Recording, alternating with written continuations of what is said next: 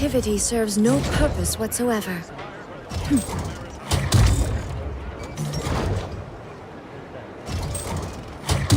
If I could just apply this discovery to a new device.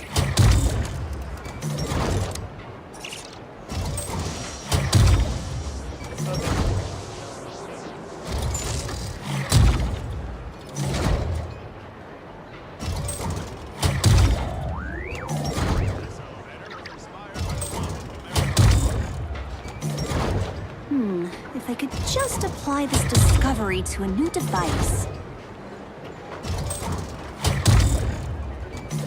The world remains constant over the centuries, but human life is like the dew at dawn, or a bubble rising through water. Transitory.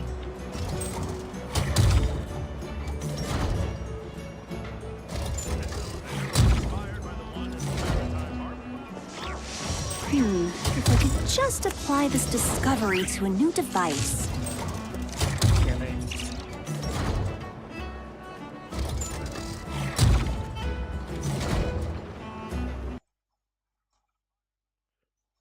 What about now?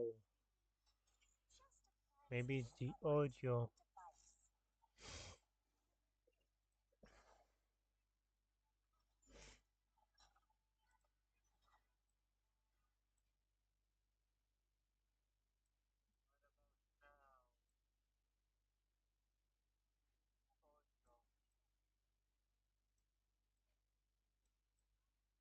Okay, wait a second. Maybe the audio wasn't the problem.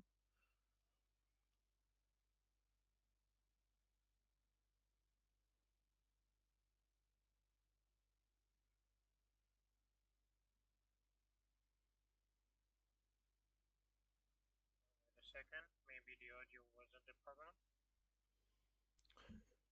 Okay. Let's check with this noisy word. Everything's fine.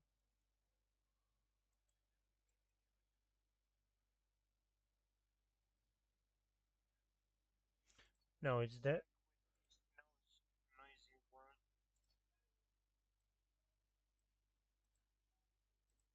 Everything's fine. Okay, this is the master volume, so it's supposed to be fine now. Right? Speak with me. Speak together with me now.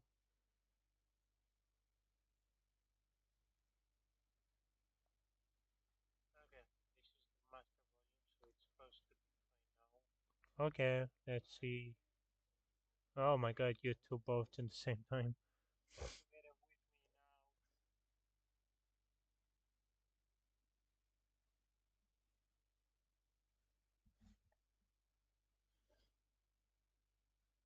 Okay, let's see. Oh my god, you two both at the same time. I can't hear them. Oh my god.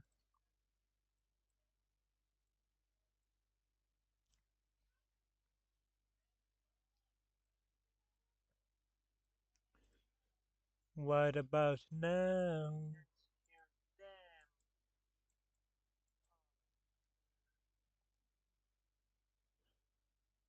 So apply it.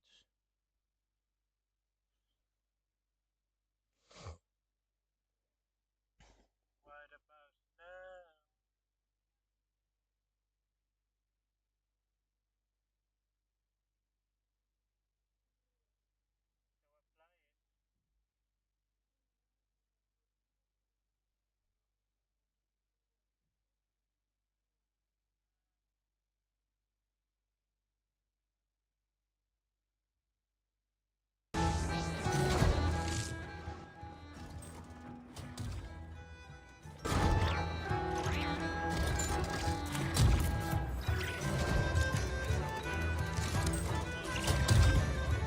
Inactivity serves no purpose whatsoever. If I could just apply this discovery to a new Yeah, device. this is the problem.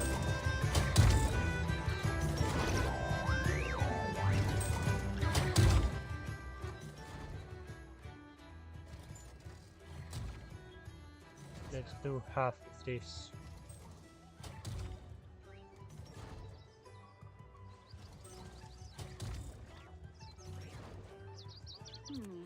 could just apply this discovery to a new device.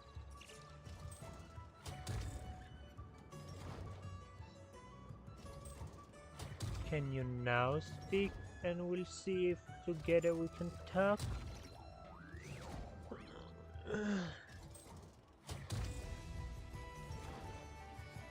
The world remains constant over the centuries. Yeah, But and human so life right, is like so the dew what? at dawn, or a bubble rising Just through apply water. this discovery Apply to it a new already. device.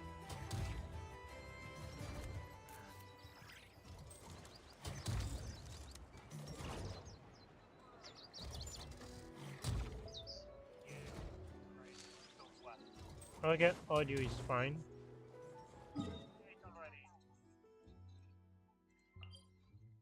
Buses are 40. Oh, okay.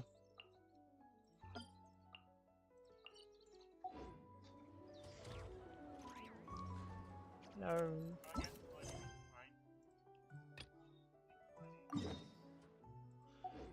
Hello everybody and welcome back to another video. Today we are doing Act 7 of Luna Forest story. We're doing only Act 7, not 8, because I don't have enough time to do them both. Maybe if I started yesterday. So we're doing Act 7 today, Act 8 when we'll have the time. I hope that I have enough time to finish Act 7 today. If not, we'll probably leave a little part of it to do together with Act 8. Let's start.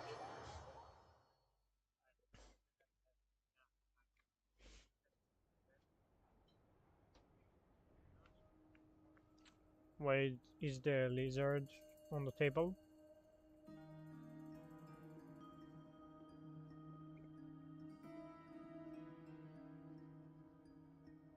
Looks like the gang's all here. Autumn, straight Yep, away. all ready. How about you two? Green and good to go? Paimon's ready. Ready as Great. one. Let's get rolling then. Great. Well, first things first. Who's talking? wait. Yoda. Yep. Someone's here. We heard your footsteps. Although, You've been here for a while now. I take it you followed the Traveler, but I don't sense any ill intent in you. come on.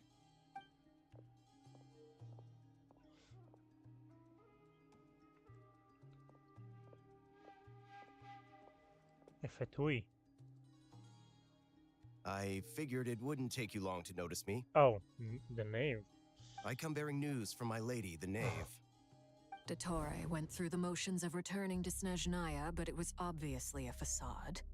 However, he has not returned to the Kuvaki Experimental Design Bureau, nor has he made an appearance in Nasha Town. Well, in that case, he'll Interesting. be in his lab way up north. I always wondered why he applied for his own private pad. He was planning this all along.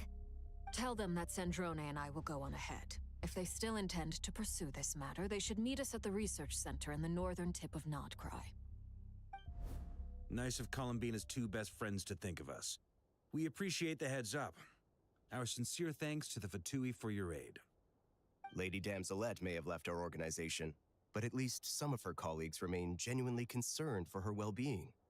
Not to mention that the doctor's increasingly cryptic conduct gives us great cause for alarm. We Fair. have crossed swords many times before, but it's not personal. We're just on different sides. We don't lack humanity. And so, as fellow friends of Lady Damselette, it's only right that you should be in the know about this. Arlecchino's situational awareness has saved us a lot of trouble. I'll leave the map here with you. If you do decide to head to the research center, please proceed with caution. And remember, at least while you're in Nodcry, Lady Arlecchino's subordinates are your comrades if you want them to be. This is very accommodating of you. We can't thank you enough. It's weird Just to doing see my duty. Fatui I and shall take my leave now. If us you need working us, together. you'll find us at the We do this in Experimental the Design past, but Bureau. still.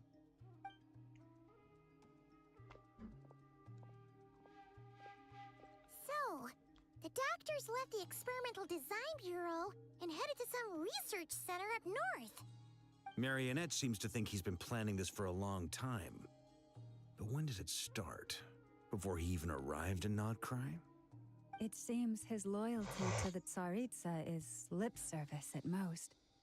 Behind the scenes, he may even be working against her. Whatever his motives, we know that he's decisive and incredibly ruthless. Facing him unprepared would be a recipe for disaster. At this stage, it's difficult to predict his next steps. I suggest we split into 2 groups. We need some people to stay behind and guard Nasha Town. Well, as much as I'd love to help, infiltrating research labs isn't really my area of expertise. Yeah, don't let her. But at least take Cool Your Jet's Ducky with you. It should be some help during the battle. And as here for it Miss Anefa, I suppose you will stay to protect Miss Aino? Detecting Correct. operational logic. Protect Aino. Priority. High. Just in case, Servarka, I think it would be best if you stayed behind as well. You can leave the research center to us. I mean, I would have said the Knight of Berea should probably be out on the front line, but okay, fine. Go sit in a Leave bench. Nasha Town to me. Be careful out there, okay? If things get out of hand, fall back right away. Yehoda will be on hand to assist you. In my absence, she can handle any intel gathering work. You got it, Mavok boss. to You Joda. guys make sure to get back here in one piece, all right? We will. Things are moving fast. We'd better head off soon if we hope to keep pace. So, it's infiltrate a secret research facility, or... Yeah, all right. Paimon will help out here instead. Sounds like it's gonna be a pretty intense fight. We all Covered. have to bring our A game here. So, anything you need to wrap up before we leave? No.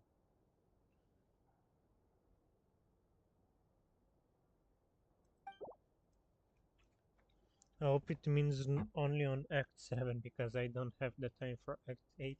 Then you'd better get going. Very well.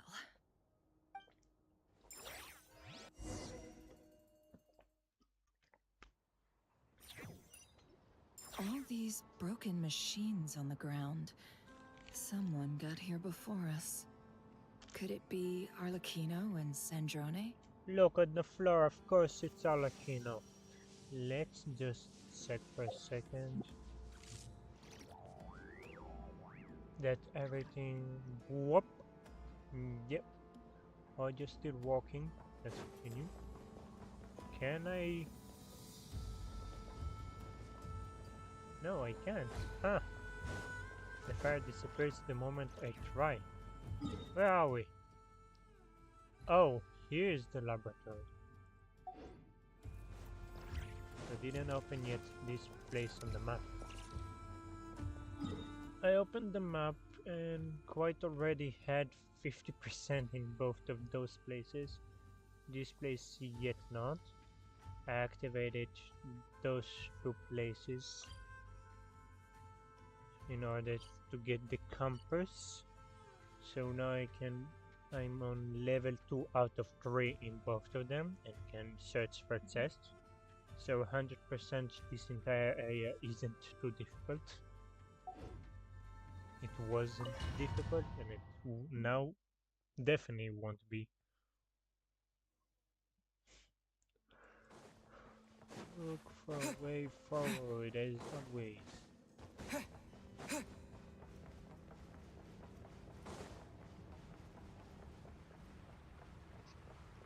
Dead. Dead.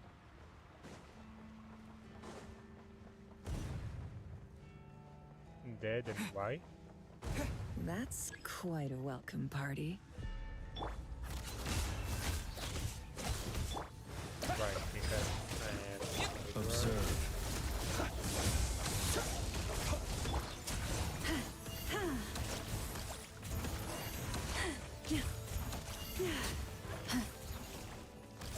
Oh, chest.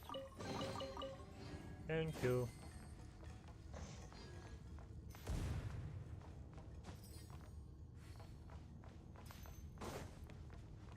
a research that... Be silent.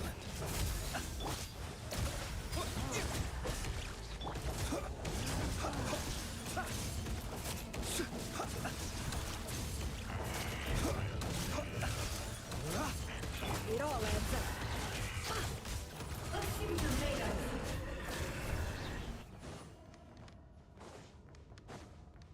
Get back! I said get back! Do you hear me? Why isn't it working? No! Don't come any closer! Don't! Okay, not very great death scene, but still was understandable. But I don't have time to fight you. I want to go next. It won't let me, right? No. No more lies. Go! Yeah!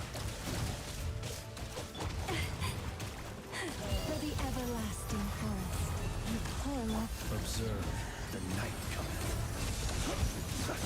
You poor souls. May your spirits find peace.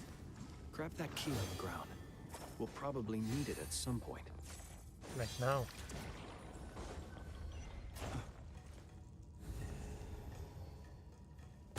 Watch out. Ugh, there's no way through. Let's go around.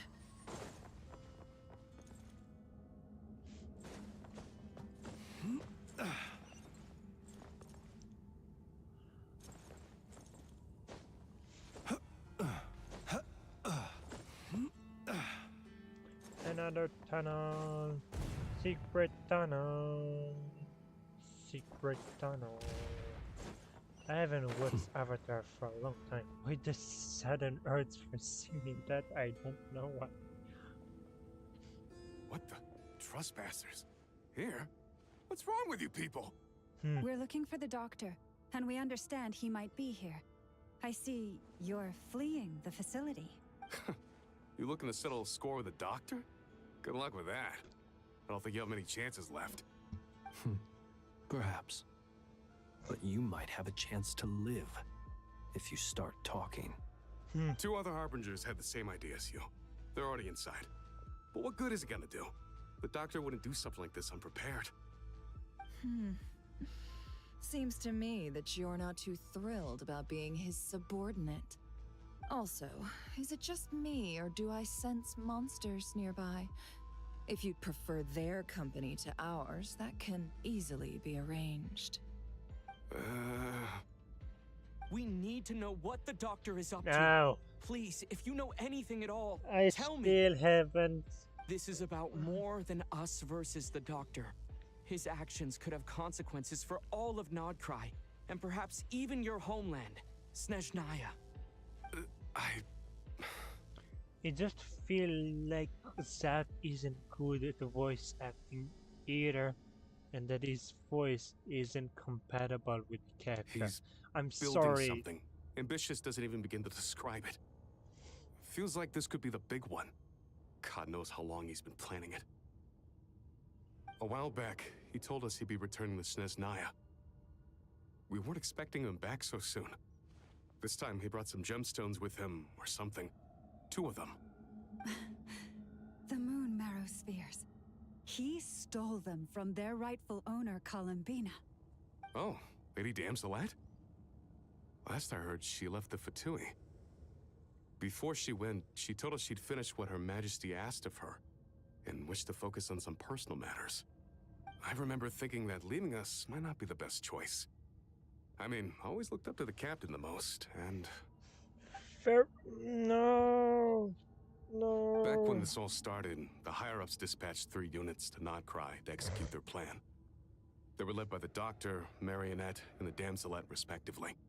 I was a part of the Damselette's unit to begin with. She never really interacted with us much. In fact, she seemed sort of detached from everything. Not because she was distracted, just felt like she was indifferent to the world around her. Like she had no stake in anything that happened. She always seemed like she was staring off into the distance. almost as if she didn't see anything worth living for in the present, so she had to look further afield. That's right. She always used to stare up at the sky. The doctor used to stand nearby and watch her. Apparently they got along well at first, but somewhere along the way, she grew wary of him, started avoiding him as much as possible. After she left, everyone in our unit merged with the doctors. He's similarly indifferent to the world, except when it comes to the moons. He seems to have big plans for them. Right now, obtaining the 3 moons is his #1 priority. He even said if he can only get his hands on 2 of them, he'll create a 3rd one himself. How would he create an artificial moon marrow? Maybe the knowledge he gained from the Hyperborean phantoms has something to do with it. Thank you for cooperating. We appreciate the level of detail. I get the sense that you'd serve under Columbina again if you had the chance. Would that be fair? No, she's no longer a harbinger. As a member of the Fatui, my loyalty will always belong to the Tsaritsa. I'm only telling you all this because I don't completely trust the doctor. His actions do not align with the goals that first brought us to Nodcry. I understand. We'll do everything within our power to stop him. The Knaves unit is based at the Kuvaki Experimental Design Bureau. Maybe you can seek refuge with them. Well, now we know what's going on here. Artificial moon marrow.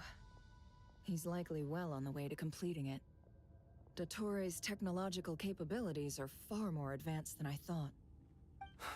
I fear this could get ugly. Everyone, prepare yourselves. Let's continue.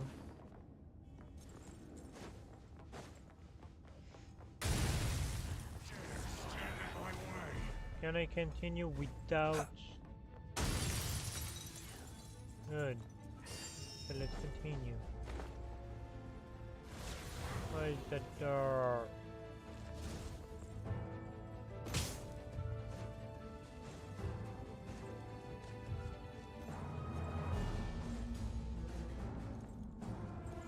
For a second I fell for it. Oh. No.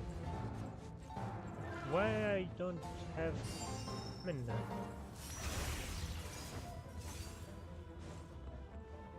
Of course it's locked, you...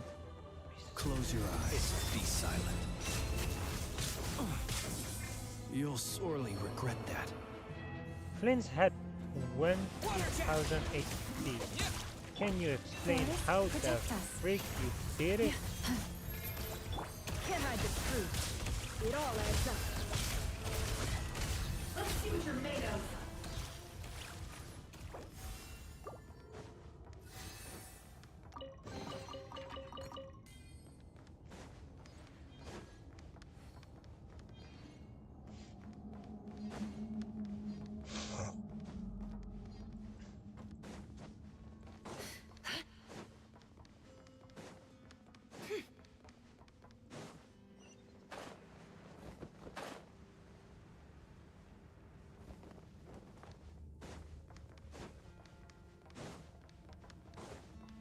Please don't tell me it's some kind of boss fight. Oh, he's directly ahead. I didn't notice him. Welcome, there was a yellow dot on him. I've been expecting you. I hope my humble research facility is to your liking. Yeah, Humble is not we a word. really appreciated fighting our way in through a horde of monsters. The gall. You expect us to believe you've just been patiently waiting for us? Of course I have. Should I be worried about something? Everything seems to be going quite smoothly so far, and you've shown up right on schedule. First Sandrone and Arlecchino, now you.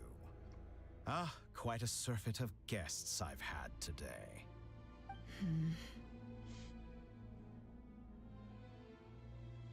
If you were looking for them, I should probably mention that Arlecchino disappeared as soon as she entered the facility.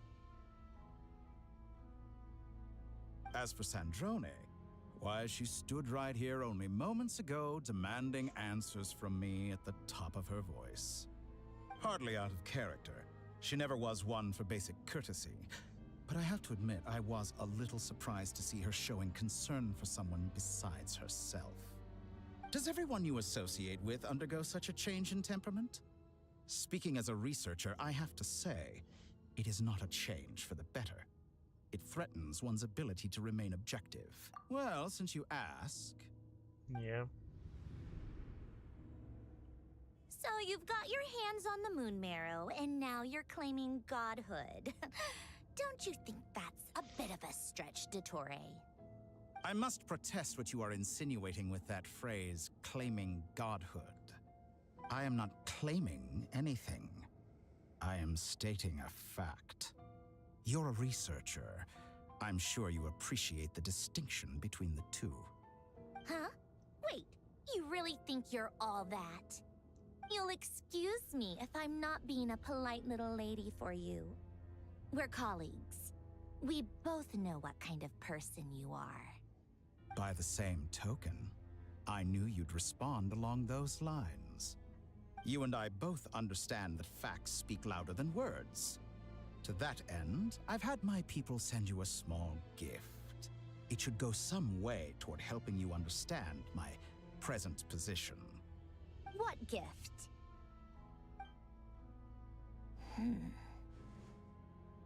Where have all your troops gone? Who knows? Perhaps they are already marching toward a new world, following in the footsteps of an unknown god. As vulgar and arrogant as you may be, dear Sandrone, I have no intention of taking out my displeasure on your subordinates. They will enjoy equal rights to my own. You sent your people to the Experimental Design Bureau? That's the Tsaritsa's property. Yes, and I am very mindful of Her Majesty's instructions. But you know full well that they do not conflict with my present goals. In which case, all I'm doing is conducting another one of my experiments. Is there a problem with that? Now then, you have a judgment call to make. Am I simply lying to stall you? Or is it possible that every word I am saying is the truth? In which case, your subordinates really are in danger. So now you've turned on fellow Fatui soldiers. You're completely insane. I have set a new rule for myself. Each person gets one chance. Naturally, that includes you, Sandrone. If you wish to leave, I won't stop you. We are colleagues, after all. Scumbag!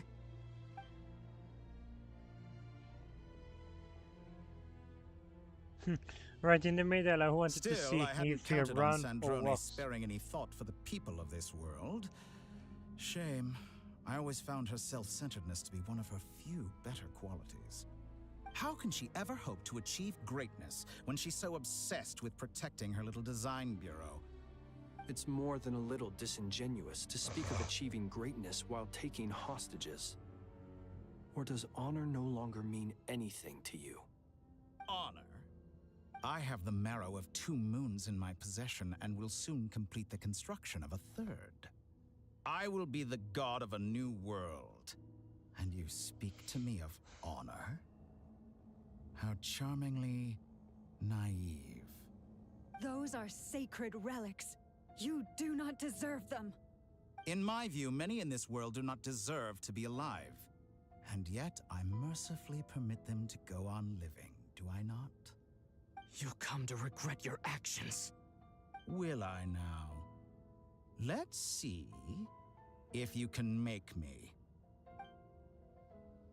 Not another no! Wait a moment. Wait a moment. Oh, okay. Flint's is here. Flint's is here. Okay. With one heart, An exact we pray. practice. You poor lost lamb. Wipe out! Go! The deception ends here. You won't feel a thing.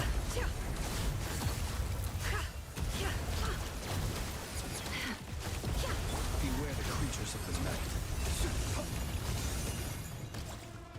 Close your eyes.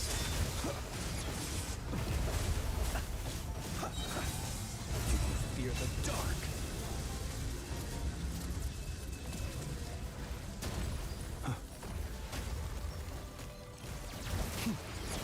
Observe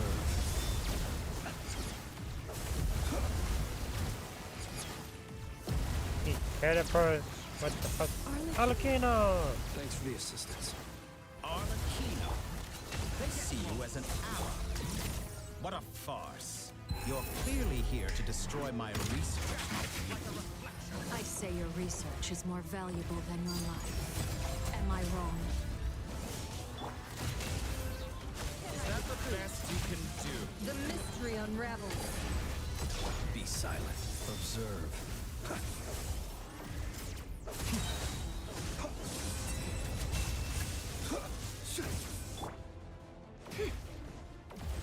Get lost. How disappointing.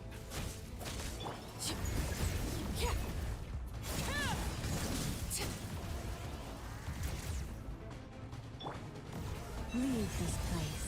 Get lost. For the everlasting thirst. I expected so much more from you.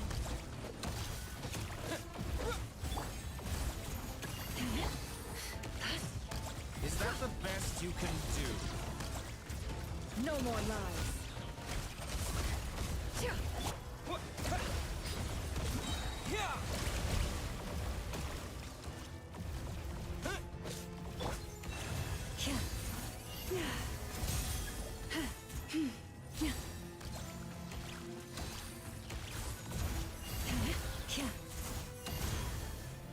Your actions betray your fear of me. How disappointing. Trentore is too powerful with the artificial moon marrow in his arsenal. Fighting him is futile. Quickly!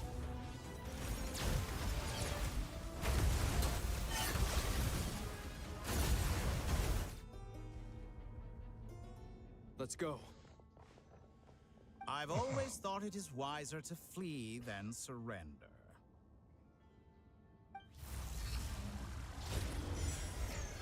Watch out! What the? Forget about me! You should... Where's the traveler? Okay. Intrigued.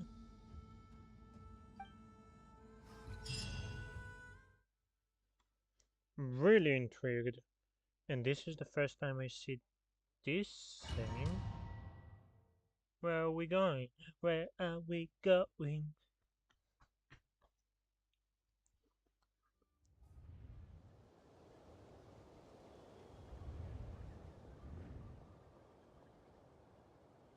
Okay.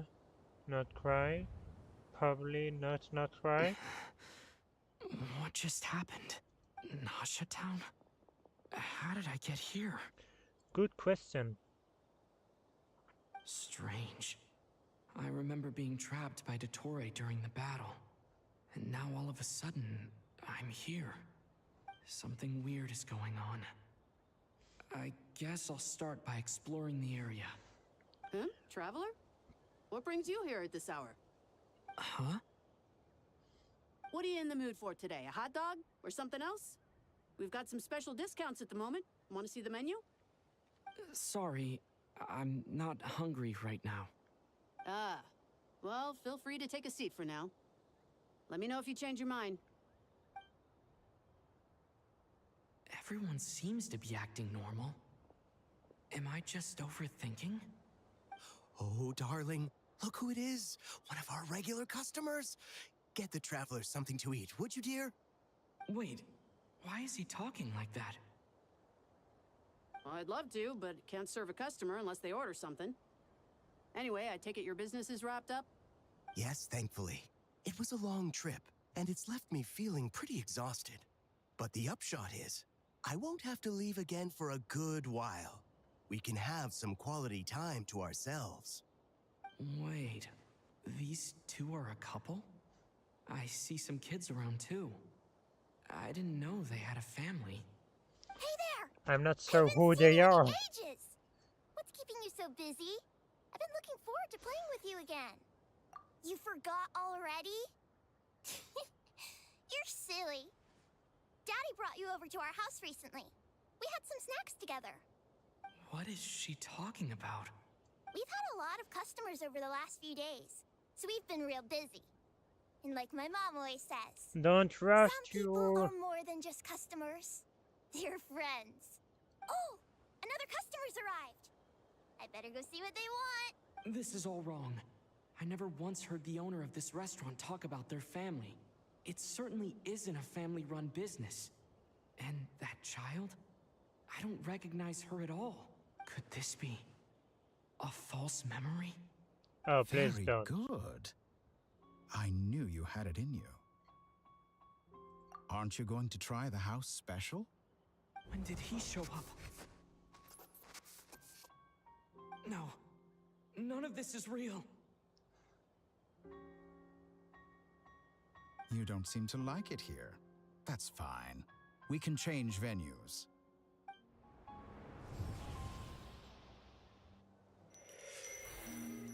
What? Is this an animation?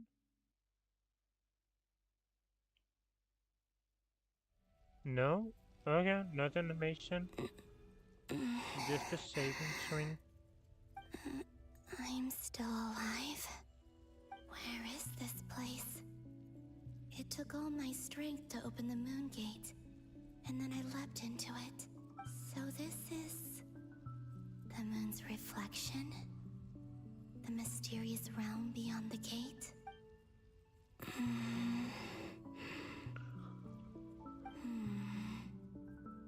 I can't sense anything. I guess I could try opening the gate once more.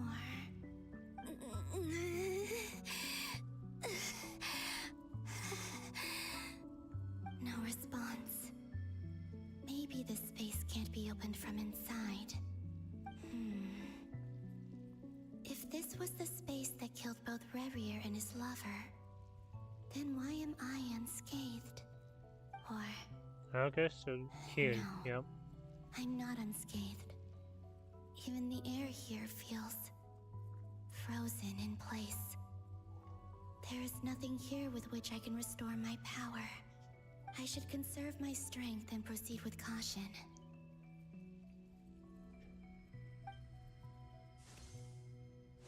I don't believe Dotori's scheming will stop just because I escaped. If there is any chance that I can get back to the others, any chance at all, I must return.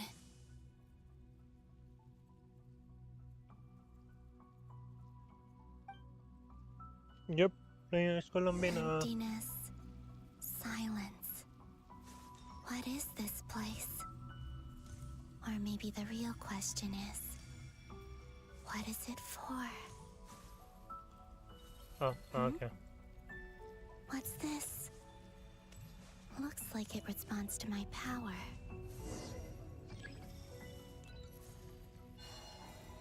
Charge attack.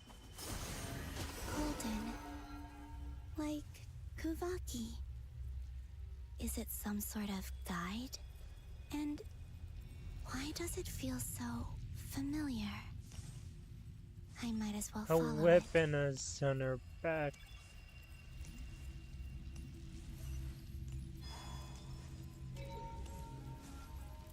Where does this lead? Could it be the exit?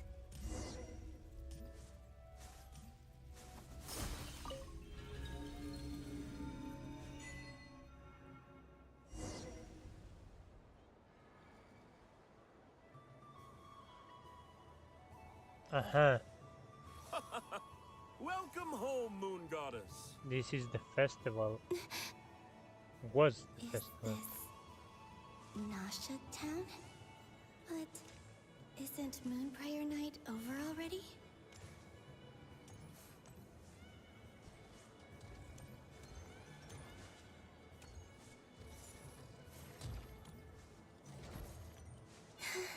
Yeah, this way.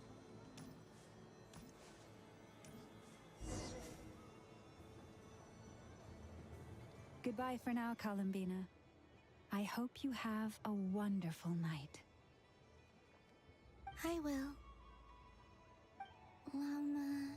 Everyone else. And me? Are these my memories?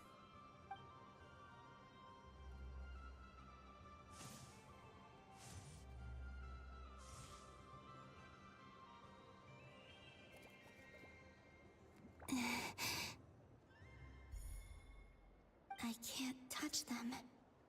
It's as if we're separated by some impenetrable power.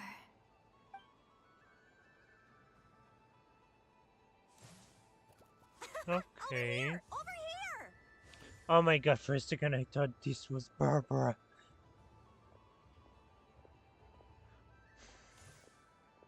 The mages. But This the people look in these weird. memories pass right through me. Just like when I disappeared. If only I had known what would come to pass after that. Even so, I should still take a look around. Just being back here, it gives me the strength to keep going.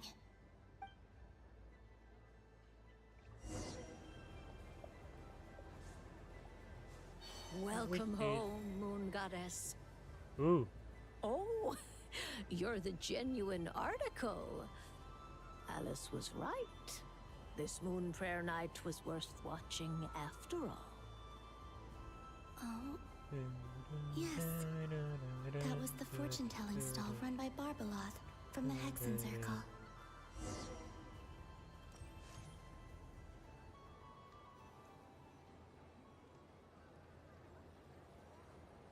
Please, draw the first lunar arcana.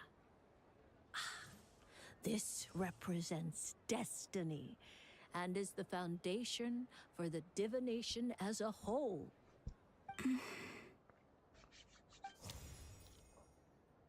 My destiny.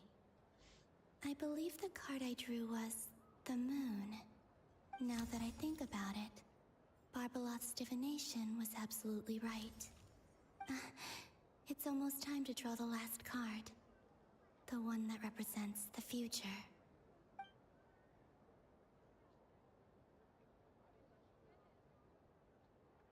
That was the card that popped out on its own. From here, I think. You did it yourself. Okay, you... Kuvaki Pulse? What? Fascinating. I've never encountered this before in my role as a diviner. What's going on? Did that card leave the deck? Because of my influence? All I did was try to touch it, and then... Past, Maybe present, this and memory future. space is not Interesting. untouchable after all. Are there weak points in the barrier? Or is it possible that there's more to this space than my memories alone? This card is death.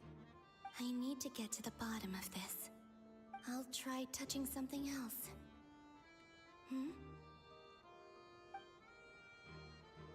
Is this the wind?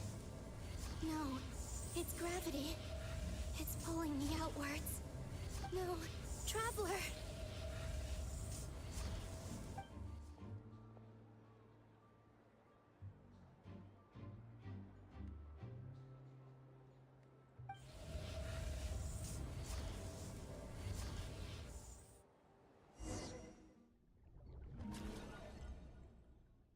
Okay, love there's animations.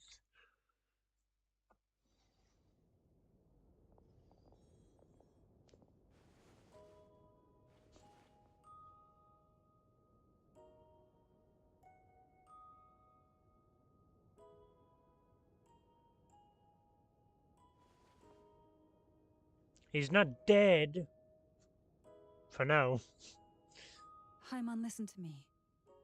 From the bottom of our hearts, we are so sorry. We completely understand how you must feel. The Traveler is trapped, and we all feel responsible for it. Don't say that! Paimon's not a little kid!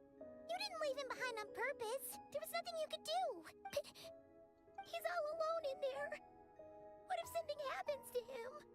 What are we gonna do then? We've barely spent any time apart since we met.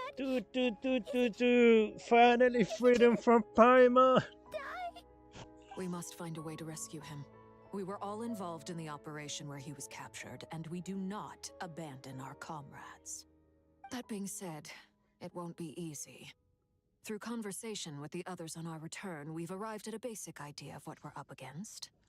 Dottore lab has clearly been in operation for a lot longer than we realized. We found many monster samples stored there. In all likelihood, they were materials he used to research his latest technology.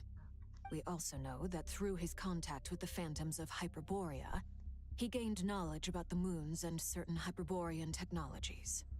Using this knowledge, he then fashioned an artificial moon marrow to serve as a replacement for the frost moon beyond the sky. Unlike Columbina, Dottore is not being rejected by Tevat. And even with 2 of the 3 moon marrows, his power far exceeds all of ours combined. Once his 3rd moon marrow is complete, Dottore will have completely seized the authority of the 3 moons. Tevat's most primordial powers will then be in his grasp. Does that mean... I'm afraid so. No one could have predicted this level of insanity. Not even from Dottore. And unfortunately, his insanity is coupled with an intellect and ambition that not even his peers in the Fatui can match. This is dire. Sounds like the world is done for. The 3 moons' authority can influence the very fabric of time and space. I dare not imagine what a monster like him would do with that kind of power. The trouble's already begun, I'm afraid. On our way back, we discovered that part of Nodcry is being enveloped by an unknown energy. We cannot ascertain what is happening inside. I'm convinced this is Dottore's doing. Not that there's any way to prove it. The issue is, we have no idea what his intentions are. The only thing more frustrating than facing down evil is knowing that it will surely come, but not knowing when. The Doctor is guilty of numerous crimes in Mondstadt as well. One of our knights, well, former knights, his father was murdered by Dottore. His ideology and methodology are a danger to everything in his path, from individuals to entire nations. He does not feel guilt, even when he acts against his own people. He doesn't see them as his own people, that's why. People like him see everyone else as beneath them. Right. He views other people only in terms of how they can benefit him. That's the basis of all his social connections. Granted, he's hardly the only harbinger to pursue their own interests. We all do. And Her Majesty is gracious enough to permit it. Still, her mercy has its limits. Dottore's actions have gone beyond even what the Fatui could have imagined. Usurping divine authority to become a god. For a servant of the Tsaritsa, that goes beyond being disloyal. It's treason of the highest order. We can't expect him to heed the Tsaritsa's will once he gains the 3 moons' authority. Even we harbingers consider him the most self-interested among us. Poor Traveler. Of all the people to get caught by... We have to go save him right now! Please! We gotta find a way! Paimon, I promise you, we are with you all the way. Just I get shut how you up, feel. Paimon. I do. But it's gonna take more than strong emotions to take down an enemy like Dottore. What we need now is more information. Right. We can't even guarantee he's still at his research center. Before we can think about mounting a rescue operation, we need to confirm the Traveler's location. I'll find a way. Paimon knows, but... She's so scared. If anything happens to the Traveler... He might be the strongest person Paimon knows, but he's still human. He feels pain and bleeds just like anyone else. Then think things through before you stick your neck out. Unless you want to lose your head. Sandrone. Miss Sandrone, you're okay? Put the stuff over there, and be gentle with it. Am I okay? As you can see, I've had to move my whole livelihood out of the Experimental Design Bureau. It's been swallowed up by Dottore's energy field. If I'd left it any longer, I probably would have gotten stuck there. Ugh, Dottore always goes a little loco when he finds a shiny new toy. Not that he'd ever admit that. But this time, he's gone full psycho.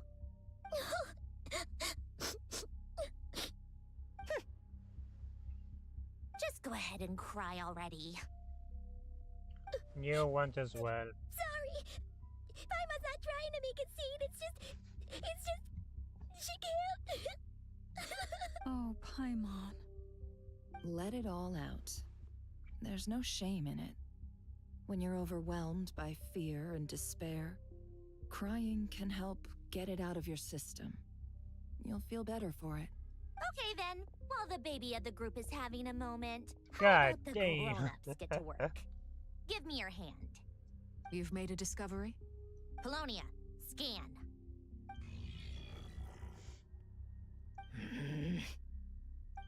You, hand, now. Oh, I thought you'd never ask, my lady. God. Well done, Flint. Curses! You're next, then you.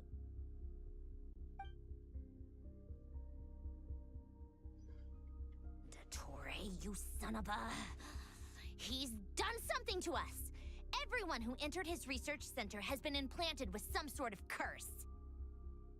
I don't feel anything unusual at the moment. Does that mean it hasn't activated yet? Is there a way to figure out its purpose and what might trigger it? My best guess is Dottore created it using the Moon Goddess's powers. 1 second, analyzing. Ugh! That friggin' maniac! So, what twisted game is he playing this time? The moment I analyzed the energy composition, some encrypted text appeared in my mind's eye. And when I deciphered it according to the Fatui standard encryption protocol, I got the following message. Feel free to run, or you will perish in nod cry. He's mocking us. Yep, he loves to toy with people.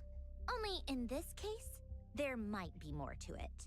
But I didn't detect any murderous intent or malice either in the message or the curse's energy. As if this is him at his least malicious. Or perhaps all people are cowards in his eyes. Maybe he thinks the threat alone will be effective. What a despicable person. And he has the Traveler in his grasp. If I may. As unhinged as Dottore may be, he has always exercised great patience with the objects of his interest. I remember a comment he made when we first arrived in Nodcry. He said, "This world is, on the whole, an exceedingly dull place. But at least there are a few intriguing features, such as the gods, or the Traveler. Presumably, they interest him because they're unknown quantities. He wants to understand as much as he can about them." Agreed. The Traveler is Tevat's fourth descender. All Harbingers are aware of this. Since Dottore took such pains to capture the Traveler, he is unlikely to kill him right away. Okay, but we still have to do that rescue operation. Of course. I also think we need to read between the lines with Dottore's message. If he's encouraging us to run, that means we mustn't leave Nodcry under any circumstances. My guess is, his curse will only trigger if we leave.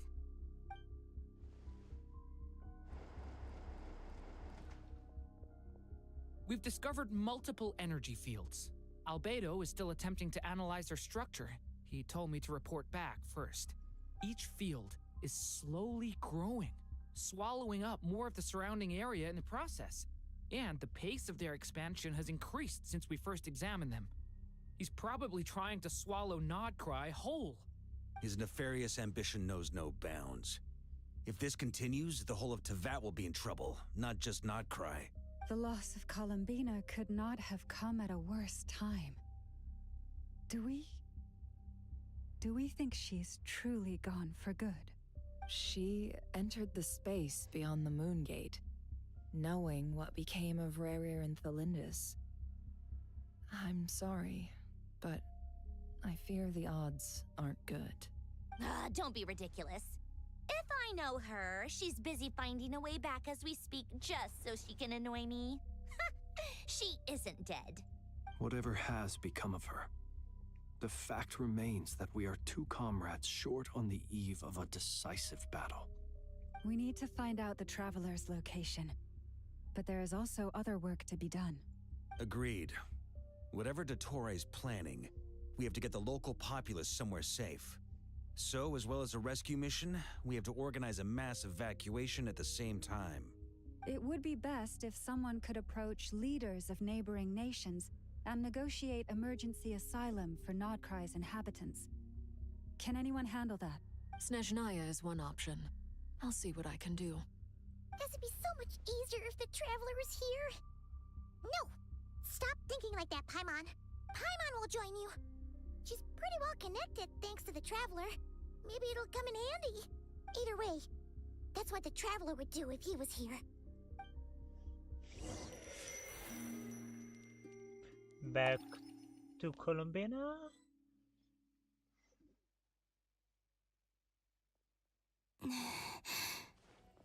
Back here again. That gravitational force that pulled me back. Is this where it came from?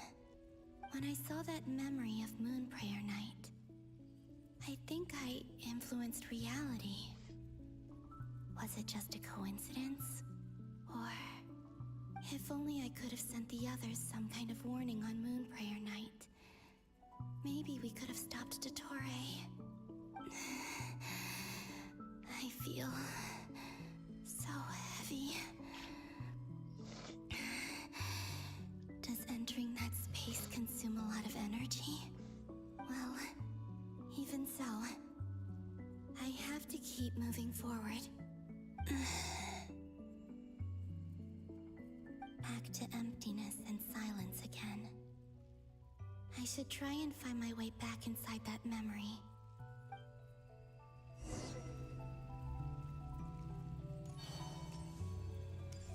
See you.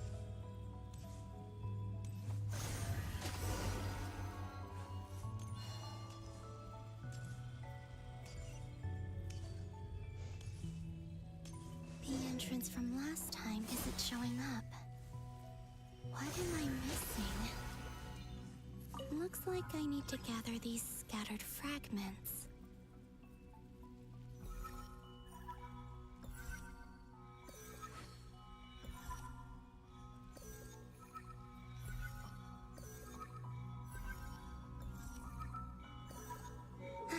It worked. Hopefully I can stay inside for a bit longer this time.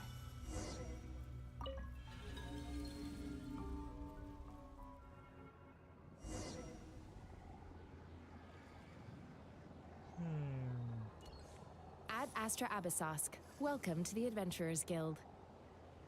What? This doesn't look like Moon Prayer Night. No, it's not. But Extra, extra! Latest issue of the Nasha Express! I don't think I've ever been here. Maybe this space isn't comprised of my memories after all. There aren't any festive decorations around. Is this Nasha Town after Moon Prayer Night ended? Did Dottore's plan not affect the town? Or is no one aware of what happened because he used the Three Moons' authority? Let me see if I can influence anyone else. well, I wasn't What do we do next? there even. Wait, that voice. Paimon? The most important thing right now is to find that mage. Lauma the Traveler and Mr. Varga are here too. I'd better go pay the Fatui a visit. Traveler!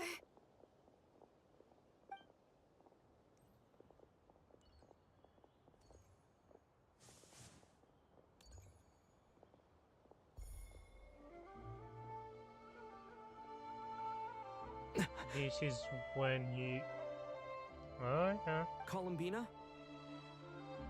I made contact. It's me, Columbina. Huh?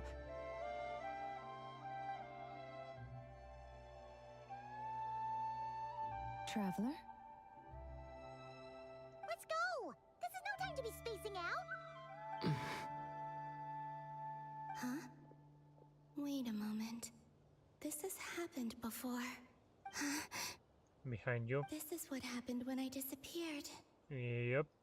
I stood right over there, thinking that no one would ever find me again.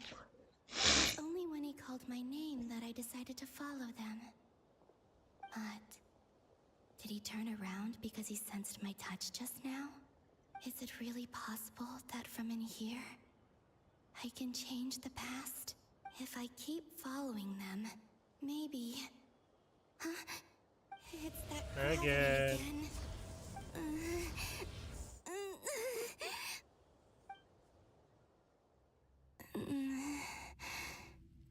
Every time I influence reality within that space, this force intervenes and pulls me back. It's as if it's trying to stop me from leaving.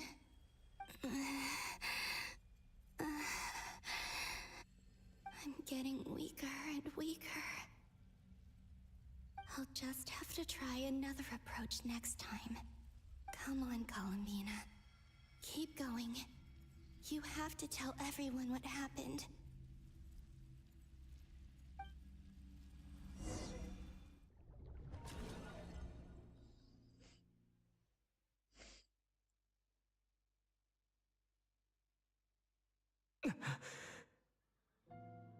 Suddenly, I've been plunged into darkness. Alone. It feels strange. As if something has grabbed hold of me. Is Toray now powerful enough to interfere with space itself? Look at you, standing so still in total silence. I almost didn't recognize you. Hello there, traveler. He seems to be in a good mood. Wait, what's that behind him? Yeah, this is new. So you noticed. This is the completed Trilune. 2 primordial moon marrows and 1 artificial specimen. Oh, so you are wary of it. Did create Good. An artificial Maintain one. that reverence. You performed well in that recent battle. Brave and reckless as always. Courage is the sign of a true hero, and impulsiveness is the hallmark of those who strive to advance. I say this not to belittle you. Most creatures are far more timid by comparison. 3 moon marrows? Does that mean the artificial one is now complete too? Well spotted. What do you think? For a replica I built myself, I dare say it looks the part. Dottore, are you planting illusions in my mind? I have no interest in fooling your eyes. On the contrary, I hope to show you the true essence of all that you see before you. Is this not a beautiful city? People live in peace and find joy in their work. The streets are safe. People can even leave their doors unlocked at night. You might say it is the Elysium everyone dreams of. All available data indicates your values and worldview conform with the mainstream. This kind of society should be quite to your taste. False beauty is deceitful. Lies are to no one's taste. I wonder, is it your moral standards that are too high? Or your expectations of reality? Answer me this. If someone existed in a sweet dream from the moment they were born, a dream in which they never once felt pain, which do you think they would consider superior? The dream or the reality? That's pure sophistry. It has nothing to do with your actions. As I suspected. You have yet to understand all of this for what it really is. What do you want from me? You sound impatient. Do you think the only reason I'm keeping you is because I want something from you? If it's not, then why haven't you killed me yet? No one can stop you if you're as powerful as a god. I'm delighted you recognize that fact. I believe we last squared off in Sumeru.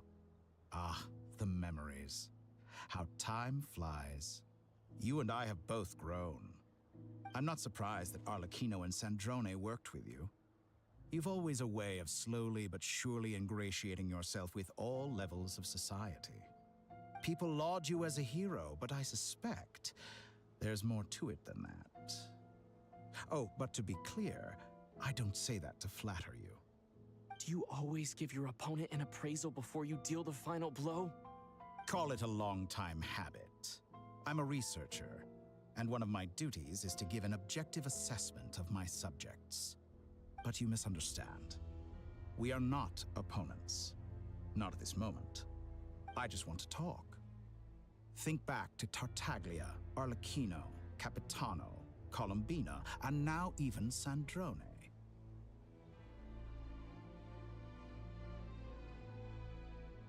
Oh, you see. You've worked with each of them in the past. I believe you can work with me as well. What makes you so sure? Well, why not? Should the good associate only with the good and the bad befriend only the bad? I like to think we could have a more mature relationship than that. Surely you don't think all your relationships are grounded in friendship or shared ideals? People come together because it benefits them to do so. Not if always. you think of the people you admire, you must surely admit that they have provided some benefit to you. Morality, ambition, dreams. People have plenty of words to embellish the nature of their relationships. But once you break free from those ethical frameworks, you will see that the only thing connecting the two of you is mutual benefit. And that is what I'd like to talk to you about. We're finally getting into it. He's probably been planning to kidnap me for a long time now. But for what exactly? He has the authority of all three moons. I won't be able to gain the upper hand in a fight. Best if I pretend that I'm willing to negotiate for now. You say you're a god, but you also speak of mutual benefit. What could a god want that the three moons cannot provide? Excellent question. But before I answer, I would ask you the same thing. Gaining Colombina's allegiance was a rare and extraordinary feat. But the Moon Marrows are now in my hands, and I have the edge over her. For this artificial moon is not being rejected by Tevat. Her identity and lineage may have been a thing of glory in the old world, but they were also shackles that prevented her from ever integrating into Tevat. I, on the other hand, you may view me as a thief, but I have overcome that limitation. So what is it that the Three Moons cannot grant you?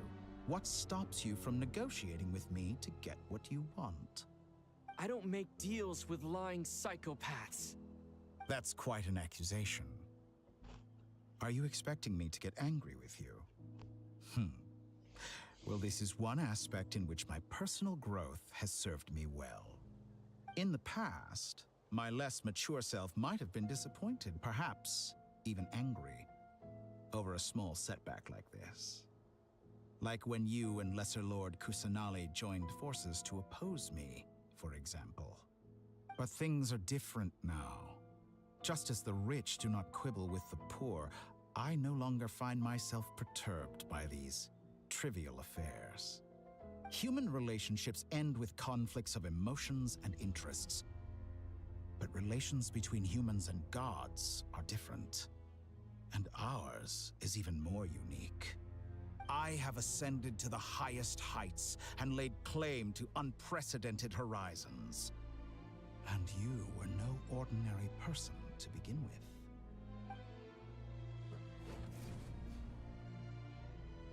Allow me to show you the world, Descender.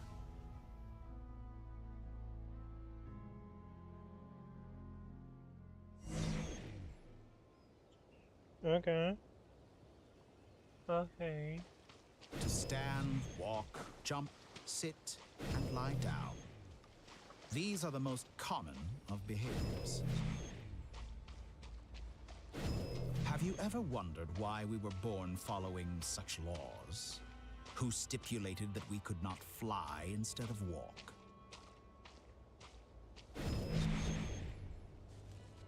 No.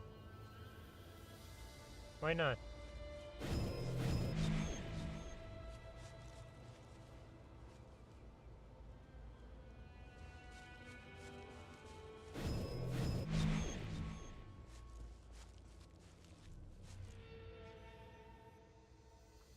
Someone of your talent and experience must surely know of the 4 great rulers who serve the heavenly principles. They govern life, death, time, and space. One wounded by a blade will die from blood loss or infection, and one who falls into a lake will drown in agony. The elderly wallow in solitude, and the solitary age faster. Eventually, new life is born, only to embark on the same path of suffering. These 4 divisions anchor the world and shackle those who live in it. But they themselves transcend its boundaries, squandering the power bestowed by the heavens. All who live yearn for equality, but unless the gods prostrate themselves and profess that they are mere servants of the living, equality can never exist. Who makes the rules we must live by? Who has the right to restrict us? The limits of the body can be rejected.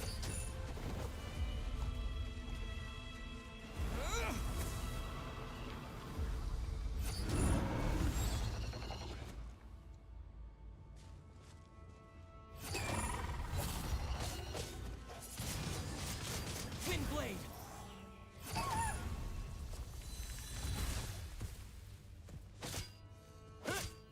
How does it feel to be among those with absolute power?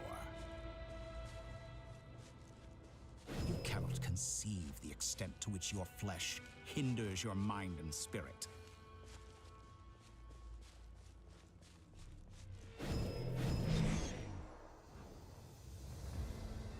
Only by discarding our useless, primitive eyes can we perceive a new world. How narrow-minded we all were in the past. Why should the final answer of the world not be the power that predates those of life, death, time, and space? The power of the Triloon. Through it, I have glimpsed new experimental possibilities. Nature suppressed, authority exiled, souls controlled.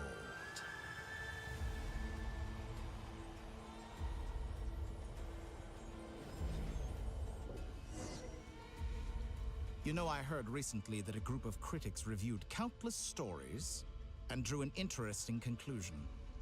They found that it is more often than not the villains who strive tirelessly to push the boundaries of progress. In fact, long before this, someone voiced a similar idea in an academia editorial. I felt a great affinity with this perspective. Was it I have Azarba? never been afraid to step up and play the role of the villain. Fanatics are trampled down for their transgressions, and those who transcend are rebuked for their audacity. And so, the majority of creatures are too timid to follow my lead. But all sacrifices made during my experiments have been worthwhile, as you can now see. I can offer you something new, something unique, precisely because I am a villain. Think about it. We are eternally bound through mutual interest. Can you truly say you would never turn to malice if it could give you the life you dream of? After all, what value do perfection and purity really have? They are fragile and feeble things, utterly tedious. I say, better to be governed by a flawed humanity than a gnosis. The true seeker of knowledge is the villain who undergoes countless tribulations in pursuit of their goal. I'm sure many people have told you that you're different. Because I'm a descender? Exactly. Very clever. But what does that got to do with you? I do not conceal my wicked deeds, my selfish desires, or my greed. A true researcher must act as I do if they are to understand and speak of the truth. And yet, a knowledge seeker like myself will inevitably grow tired of studying Tavat beyond a point. You have traveled to all corners of the world and met many people.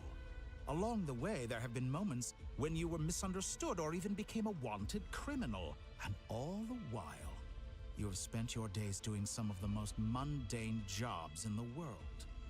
You fight and toil, claim minuscule rewards from my friend Pantalone, then you fight some more, winning some battles and losing others as your search goes on. And this cycle continues, with no end in sight. Surely you must sometimes grow weary of being stuck in this same loop day after day. We're completely different. I embrace everything that life throws at me.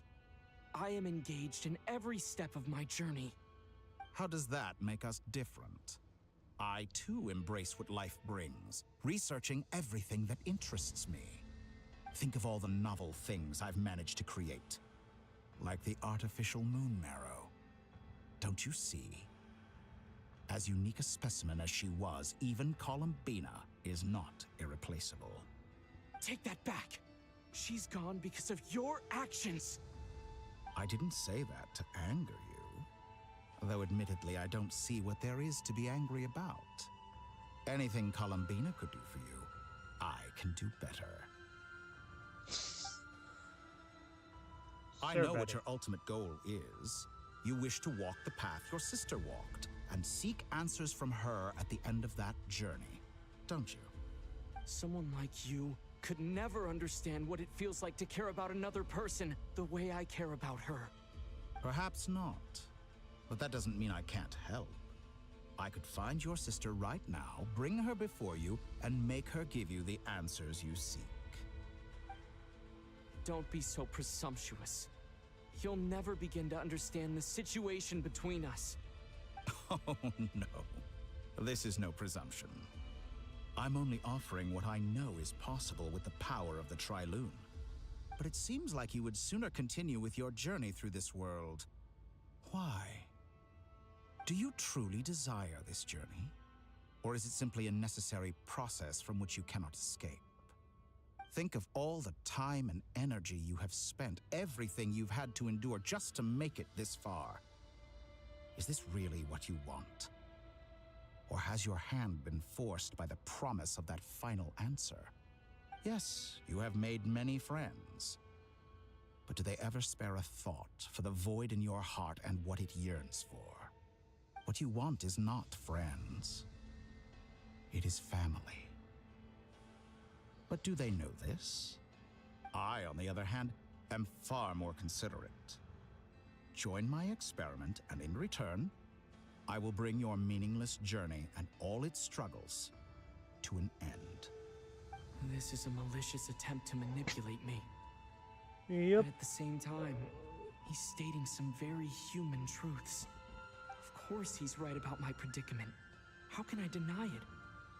I have faced ungrateful strangers, never-ending troubles, an endless quest for answers. I want to see her. After everything I've been through, words can't describe how much I miss her. How much I want to be reunited with her, wherever you are right now. Do you miss me too? Good picture.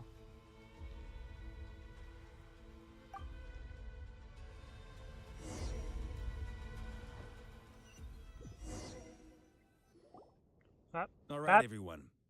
Our next mission is clear. We need to contact all the major organizations, explain the situation to the public, and then begin the evacuation. The residents of Not Cry are quite dispersed. The two most populated areas are the Southern Isles and Pyramida.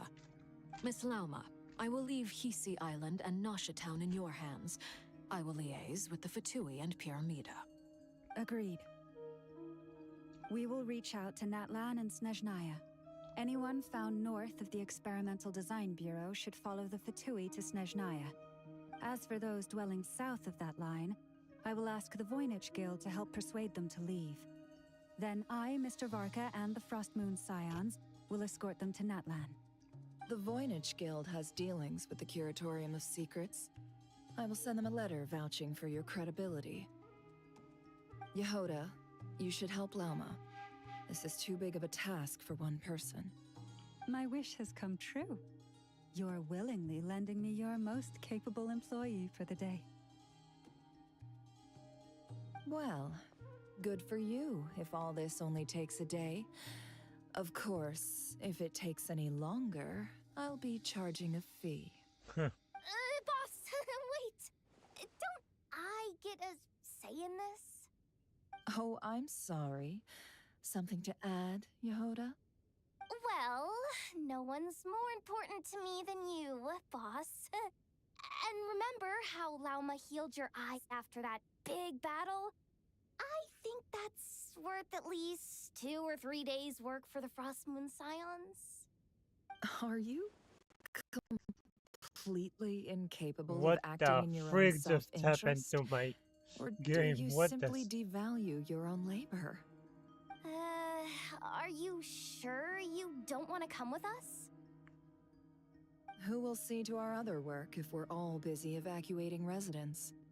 Sandrone insists that Columbina is still alive, and we have a traveler to rescue. There's much to be done.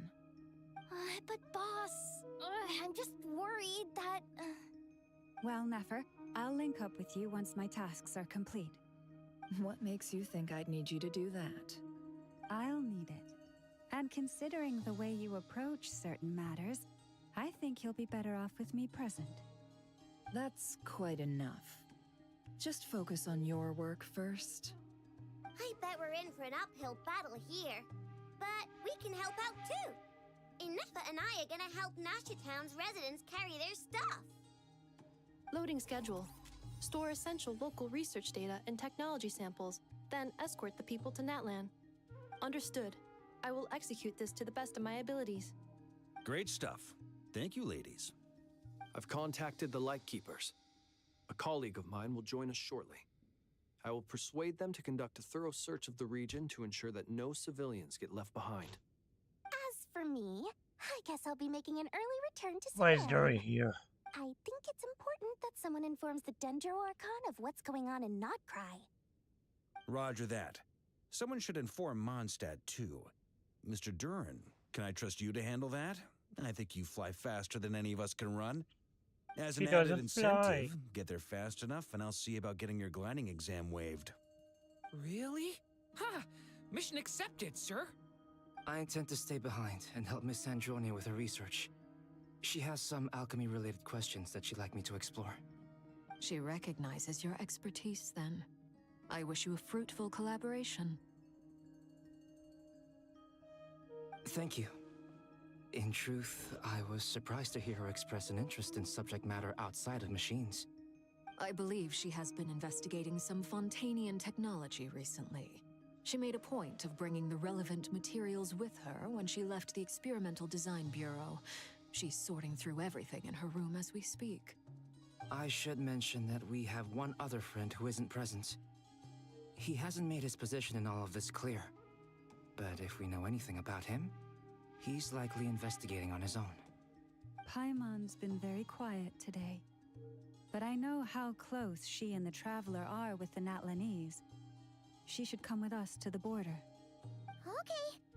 Paimon will do her best. Make sure to heed Sandrone's warning. Many of us have been cursed by Dottore. As such, under no circumstances should anyone cross national borders. Remain within Nodcry. That aside, personally, I have faith in Columbina. Things look grim, sure, but who knows how it'll play out. Same goes for rescuing the Traveler. Both of them are important allies and friends. We'll be counting on you to gather intel on them, Miss Nefer. Oh, wonderful. You're all here. Okay. I'm supposed to click. Again. Nicole? Whoa, that was loud. And it came out of nowhere. So mysterious. Sorry, this is the only way I can speak to you all right now. Please accept my apology. Anyway, time is short. I'll cut to the chase. We're still facing quite a catastrophe here at the world's borders. Alice has roped in every Hexen Circle member she can get a hold of. Except for me. She told me I had to come and help you all out as a matter of urgency. I quote, "You love talking, don't you? Well, now it's finally your time to shine. Take these. Make sure the whole party gets one each. You'll be in charge of making sure everyone stays connected. Huh? Is this a dodo communication device? Scanning. Unknown device. Analyzing. Unknown device. Conclusion. Cute. Affirmative. It is cute and good. I believe that I quite like it. This is no ordinary dodo communication device. It's my very own special modified version, specifically... Ah, sorry. I almost went off on another tangent there. Anyway, help yourselves.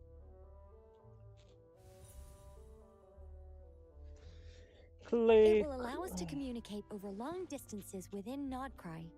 No more worrying about shuttling messages back and forth. What astounding technology.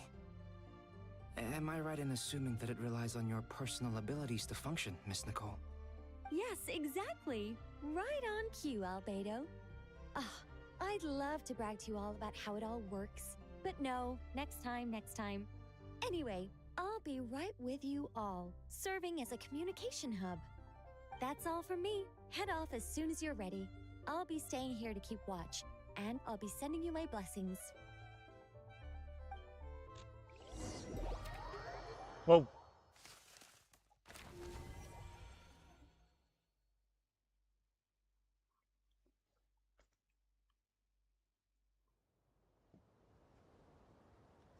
Okay, flinch. Oh, the new character. What is his name? Bulga? Something like that. Ah, Sir Flint. Perfect timing. I just arrived myself. You are most considerate, Master Ilua. But in fact, I know you have been sitting here for quite some time. If you saw me, why didn't you say something? I was curious to see how long you could sit still for. Also, shouldn't you have managed to sense me approaching? That would be a first. You always seem to appear out of thin air without making a peep. Also, how many times do I have to tell you not to address me as master? I don't qualify. I beg to differ. Why should a young man so well versed in social graces as yourself not be worthy of that title? Please, Lord Flint's... Sir Flint's. I'm begging you, don't flatter me into complacency like you do with everyone else. You understand me better than most. My newest acquaintances tell me I love complimenting others. What do you think? I think they don't understand why you do it. You just love puffing people up till they're a big, happy ball of hot air that floats away into the sky.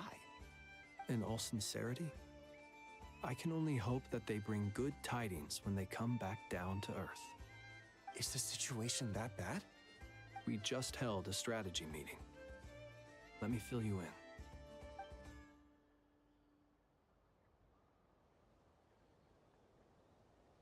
In short, we need everyone gone from Pyramida.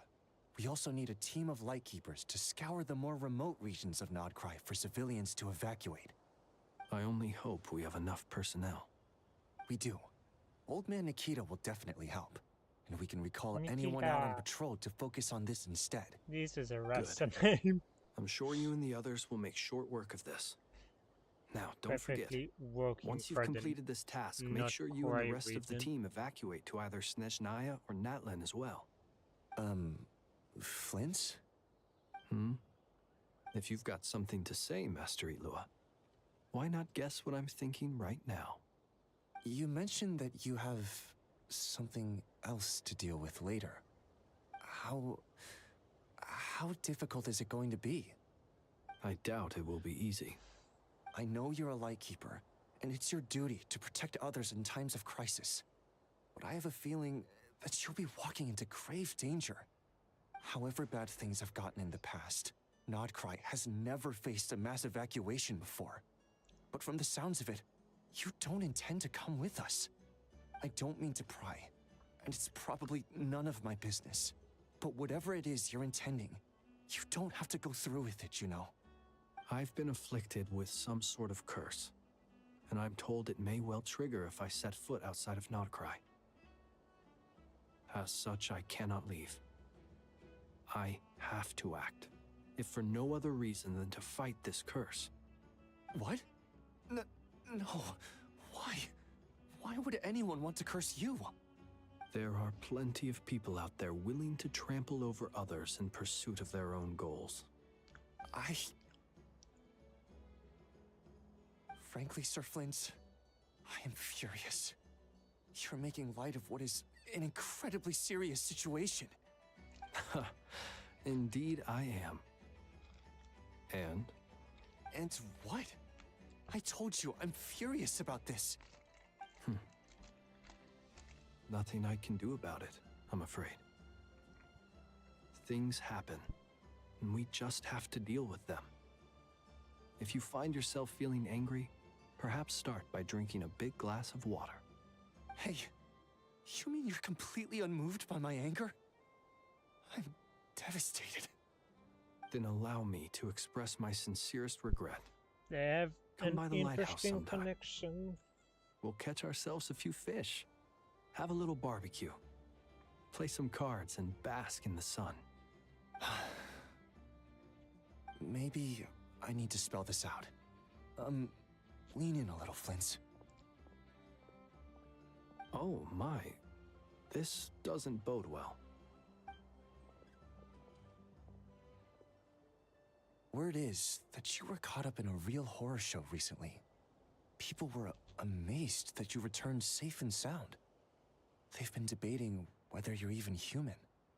I've returned safe and sound from plenty of crises. When you say people, do you mean other people? Or do you just mean you? Fine. I'll be frank. You're not human, are you? Heavens. Now that's a horrifying thought. You know what? Forget it. We'll revisit this once it's all over. A sound plan. Albeit a little ominous sounding. Just promise me you'll come back in one piece, all right? For you, Master Ilua. How could I refuse? Also, please pass my regards on to our colleagues. Tell them, thank you all for your assistance. Please put safety first as you proceed with the operation. Back to Colombia now.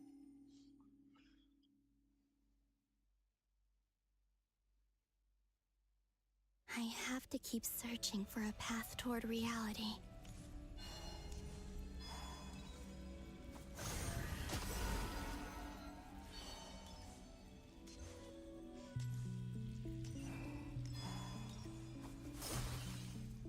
Oh, just catch. Okay.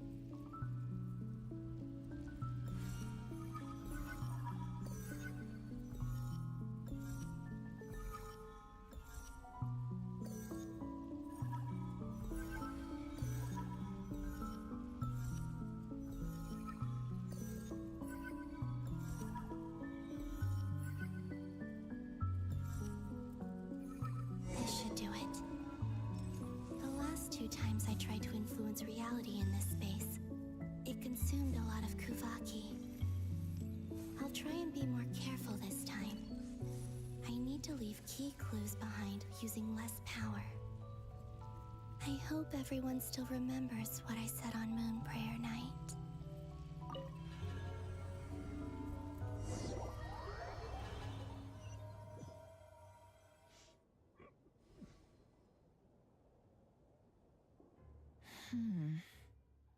Nothing here either.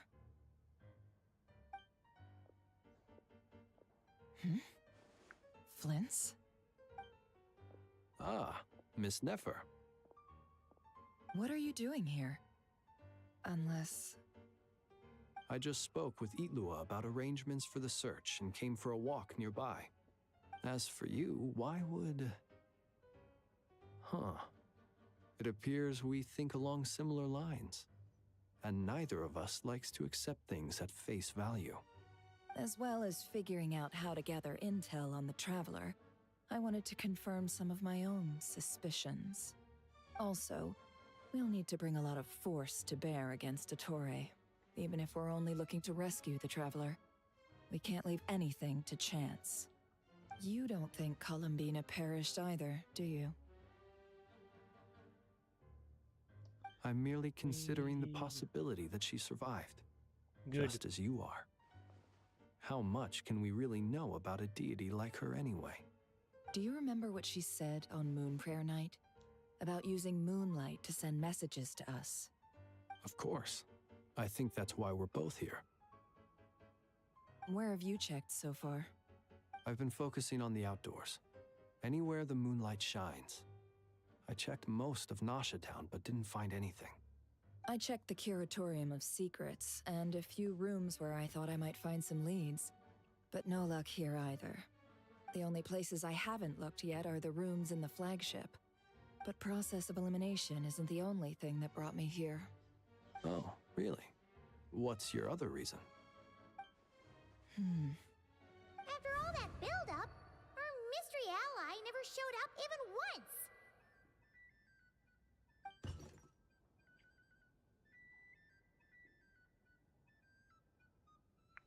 The door? Huh? Am I imagining things?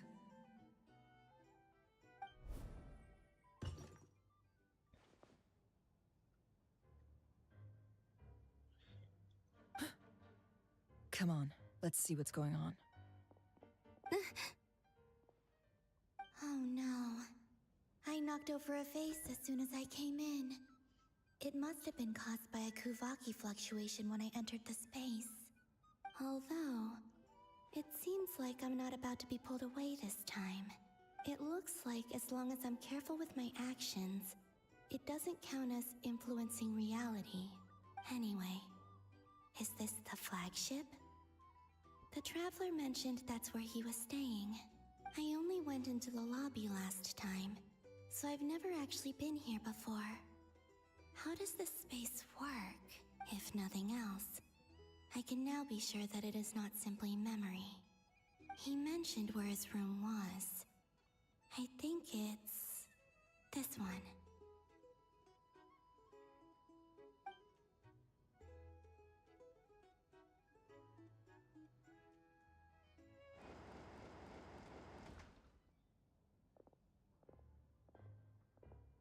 The door is closed.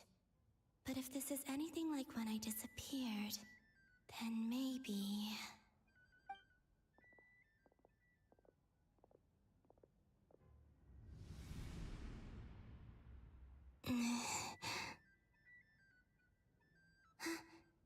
I'm in.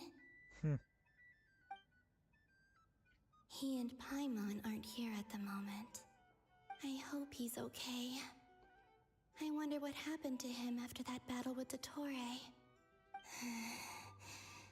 Best not to dwell on that for now. I need to try and leave them some clues.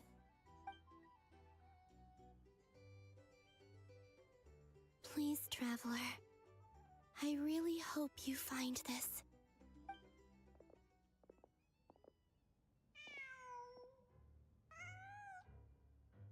Really? A cat?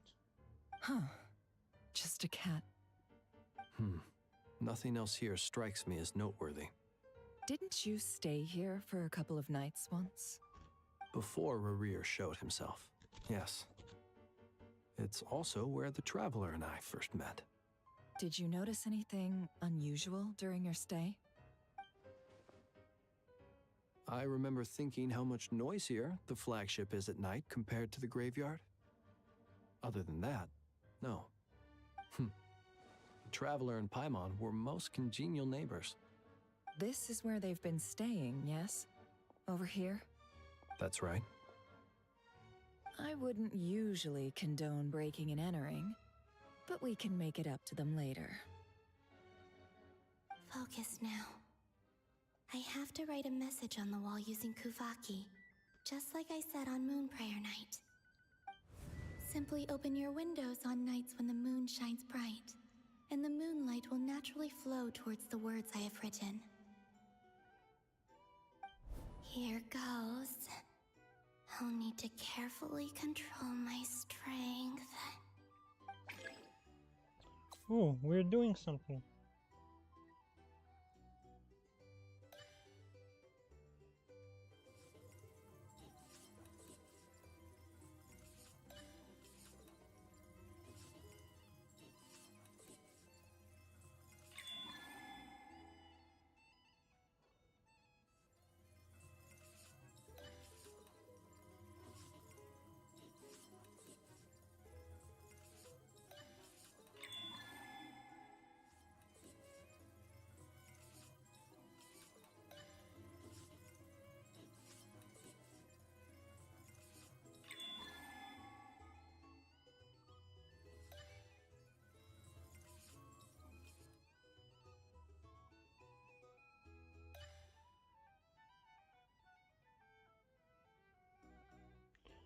Done it.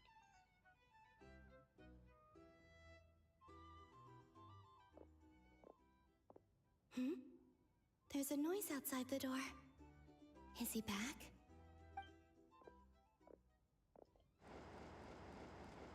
Please, you have to see these words.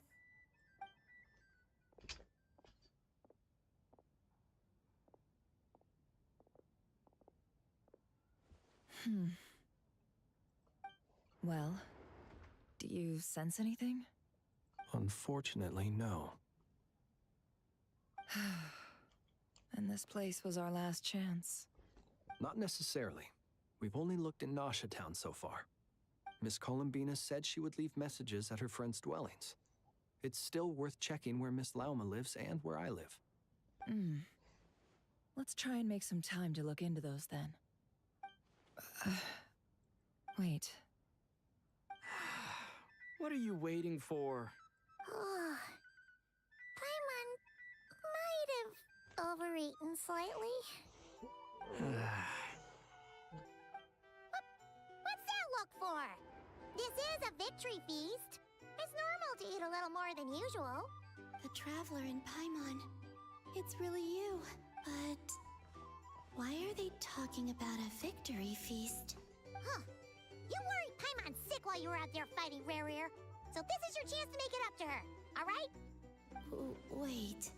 So this is the night after the battle against Rerir. How did I end up here? That's quite a long time ago now. Wait. Time. That's it. Every time I've entered reality within this space, it's been at an earlier point in time. Every one of those points has been before I fell into the moon's reflection. And everything I've done to affect reality really did happen in the past. Does this mean that within the moon's reflection, time flows backwards? Starting from the moment I fell in? Not long till Moon Prayer Night now. It's gonna be even livelier than tonight. Although, it's gonna be sad saying goodbye to the damselette. She seems like a really nice person. Paimon. No, I can't. Even if I make contact, they probably won't understand what's going on. And in any case, I'll likely get pulled away again if I do. Instead, I have to find a way to get them to notice what I've written using the moonlight.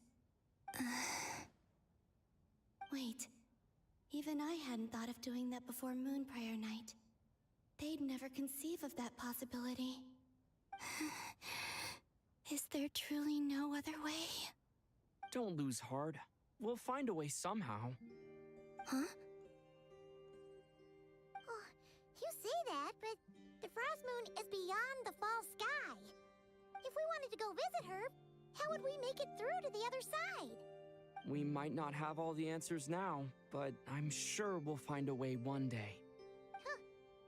Guess someone's gotta be the optimist. The present. The future. That's right. There are still things I can do. What's your plan? Flint's, when you were staying next door, did you ever open the window? No. The rooms here are dark and damp. And there's such a buildup of dust on the windows that the moonlight can't even get in. I didn't think it was worth the trouble. The moonlight. Ah, I think I see where you're going. One moment. I'll see if the owner is available. Don't bother. Time is of the essence.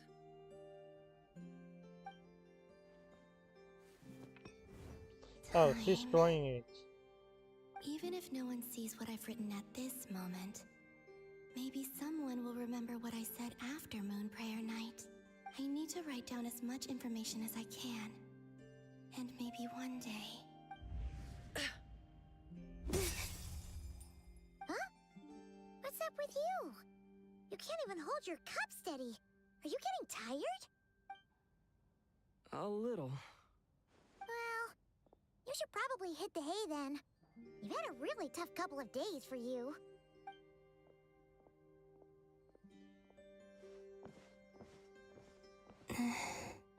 You truly have.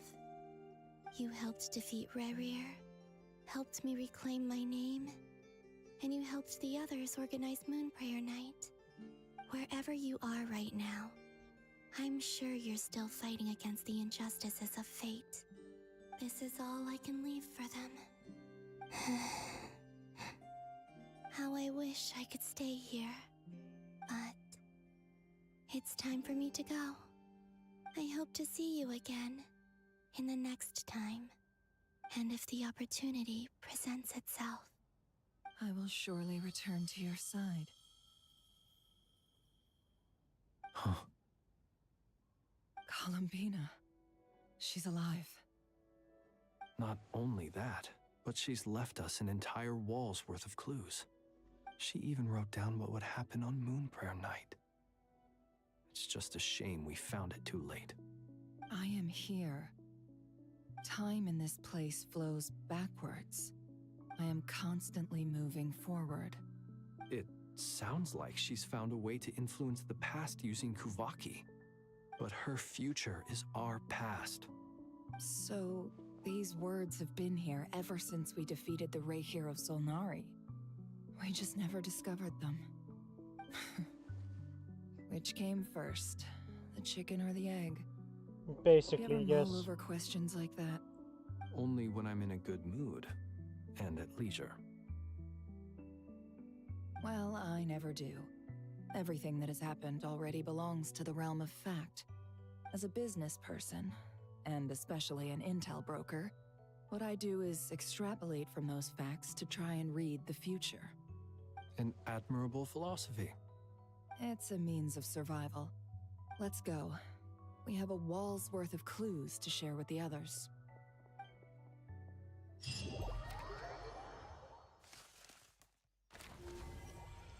Sandona and Albedo, huh?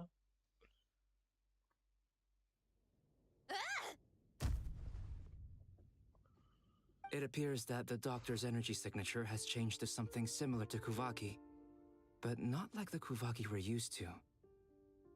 Nodcry's Kuvaki devices will only have a limited effect on it. I can see why you've chosen to place your hopes in alchemy instead. Also, I must say these books are rather profound. My subordinates just shipped them in from Fontaine. Some of them are from the Narcissenkreuz Ordo.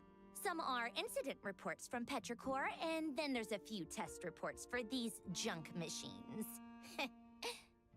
Additionally, after some further scanning, I've discovered something extremely annoying. What's that? Teyvat's skies contain multiple moons. A long time ago, when I did my first scan, I detected 3, just as the legends say. But when I checked again just now, I detected 4 moons. So there's one extra? Yeah. Originally, I thought that if I could still find 3 moons, that would at least mean Columbina's still alive. But then it occurred to me that apart from the Frost Moon, Teyvat's moons are just husks. And husks surely shouldn't show up in the scan, since they're not alive. It's weird, isn't it? If we can't even distinguish between a dead and a living moon, how are we supposed to know whether a moon goddess is still alive? Or does this mean that the moon marrows are equivalent to the moons themselves? It's certainly possible. In which case, the fourth moon you detected may be Dottores' artificial creation. So he wasn't bluffing. He really built his own moon marrow. Ugh! I'm so mad right now! It's easy to get overwhelmed when you have too much on your plate. Maybe you need to relax. Perhaps try going for a walk. Or simply take a few deep breaths. Nothing can calm me down at a time like this. I need more time, and I need progress.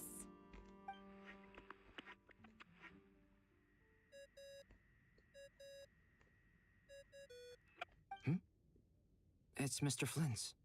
I really hate that ringing tone. Ugh.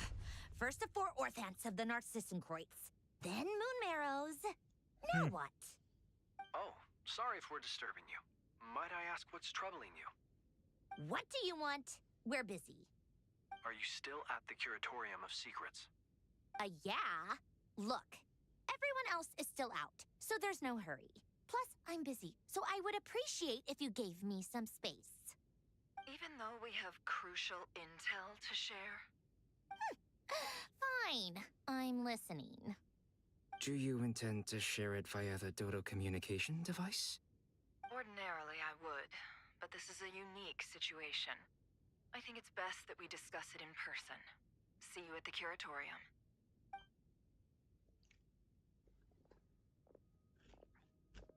All right then. So, what's the situation? The rest of the team is still out working on their missions and evacuations, but we've decided to fill you in on the most crucial information first. Sandrone, you were right. Columbina is most likely still alive.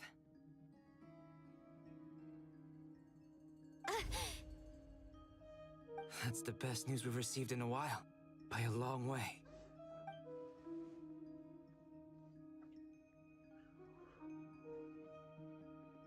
Random locations. Appearing in reverse order? Are you serious? So not dying isn't enough for the moon goddess, huh? She has to show off too. Anyway, does this mean we can deduce her condition from the moon marrows? Miss Androne, there's nothing wrong with simply admitting that you're happy to hear the good news. I'm not. Well done, And Albedo. she's the least of our problems. We're facing a huge crisis. If she can't control the flow of time in there, she's just gonna keep moving backwards. Different points in time won't intersect, and she'll never find a way out. Let's say life begins with a drop of water. When did time begin? The moment this planet came into being? No, that's not right. Her final destination would be the moment at which the space she is in was created. But it doesn't seem like we can influence that space from the outside world. So how can we help her? Also, if she's alive, Rerir and Thelindis might be too. But as far as we know, neither of them have come back out. That space may not have an exit at all. I'm afraid I must concur with Miss Nefer in this. Can't exactly argue with that. Let's leave it there for now. I've taken notes on everything you said. Will it help with your research? I doubt it's gonna help with breaking Dottores' energy fields. But who knows when it might come in handy. Better to have it all written down than try to remember everything when I need it. All right, I need to get back to my research. Mr. Albedo has made a lot of suggestions that will require my undivided attention. Sure, I'll stay here. I have things to work on.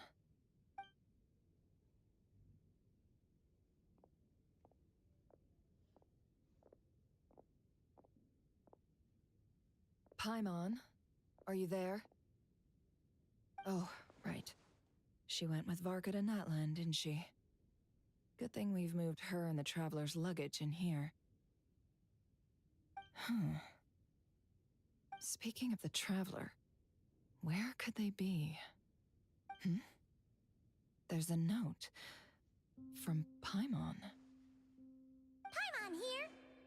at the moment, but if anyone needs to borrow her stuff or the travelers, go ahead and help yourself. Paimon won't be mad. Also, traveler, if you get back before Paimon, make sure to get some rest. Paimon misses you a lot, but put your health first, all right? How sweet. Well, since you offered, Paimon, don't mind if I do. This is the Traveler and Paimon's luggage. All the items they use day to day are here. It's well organized. I wonder which of them is responsible for that. What do we have here?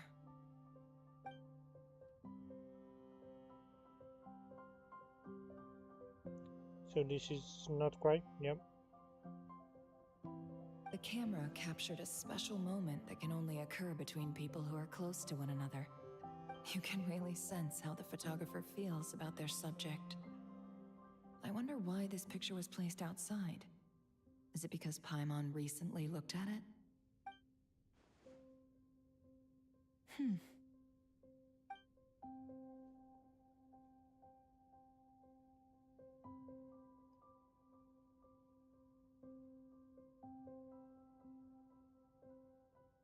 Read it. Read it. Am I supposed to click? This must belong to the Traveler. Perfect. I'll use this. Hang in there. We'll find you.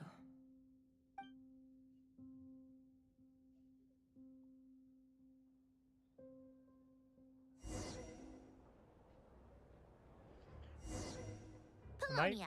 Search keyword world formula and bring me all relevant books.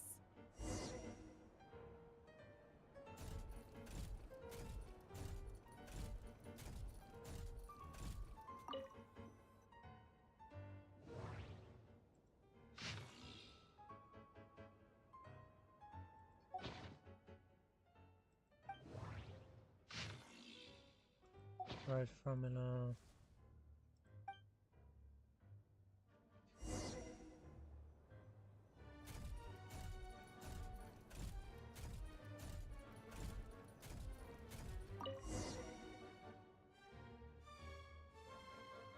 Let's see. This one is Ontonki Sermon Dictation concerning the apocalypse. I believe that the correct term for this is Fortuna. This was an ancient Romorian technology, a wisdom unparalleled. I never imagined that Romorian ideas would be so similar to the diagram I have named, the world formula. This is strong evidence that human civilization should gradually shed possibilities as it continues to explore and evolve. The end of humankind may well be upon us right now. The sparks of civilization shall run out, unless we consider introducing variables from outside the system. Variables? Surely that can only mean one thing. Descenders? Dottore likely captured the Traveler because of his descender status. But the Three Moons' authority comes from the world itself. Why would Dottore need anything beyond that? Where does this variable factor in? The world formula calculates the fate of an entire world. Introducing a variable would therefore give us...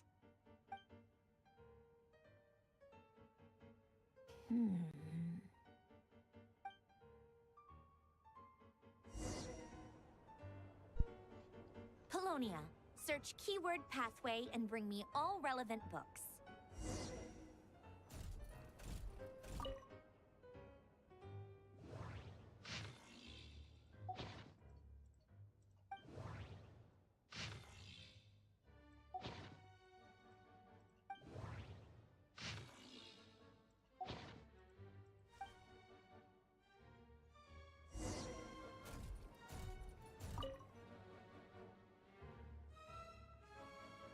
Otonki Sermon Dictation. Explications on the Chemical Marriage. These titles are pretty esoteric. Oh, again. Observe and compute the pathway displayed in the guidance diagram. Deconstructing and reversing its effects could generate potential ideas. So, it's one of Renee's draft lectures. Deconstructing the pathway. Okay. I suppose that could lead to a breakthrough.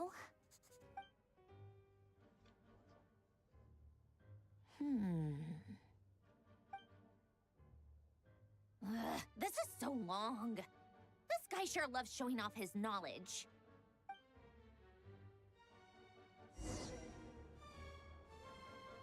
Polonia. Search keyword tree model and bring me all relevant books.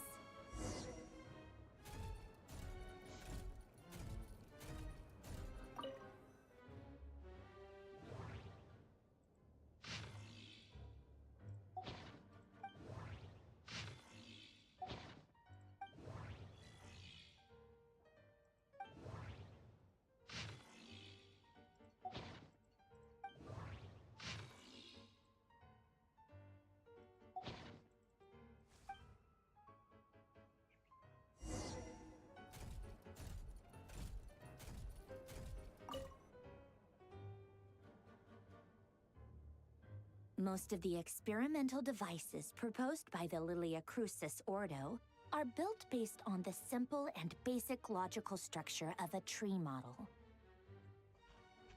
Lilia Crucis. Guess they were trying to cover up the name of the Nausitzenkreuz Ordo? When Duke St. Germanus departed, he said, "It seems that there's no going back." Alas, he is only a genius when it comes to machines. In all other things, he is but ordinary. Excuse me?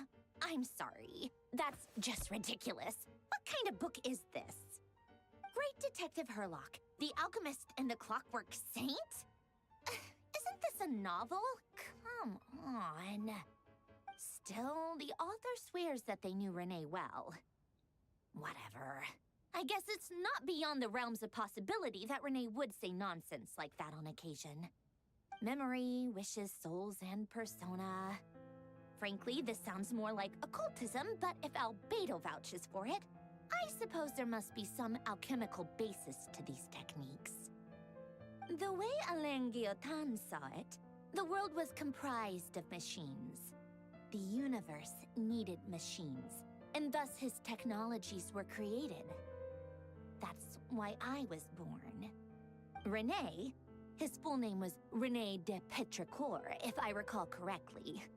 Sounds like he and the town must be intricately connected. That place was also the source of most of our information regarding Remurian civilization. Seems like some of his projects were based on their technology. The cutting of souls and storing them in vessels. These seemingly unrelated techniques underpinned Renee's research. Assuming that the 4 orthants correspond to alchemical categories. The chemical marriage model? Alain would have scoffed at that. He never would have let those theories or parameters anywhere near his mathematical formulas.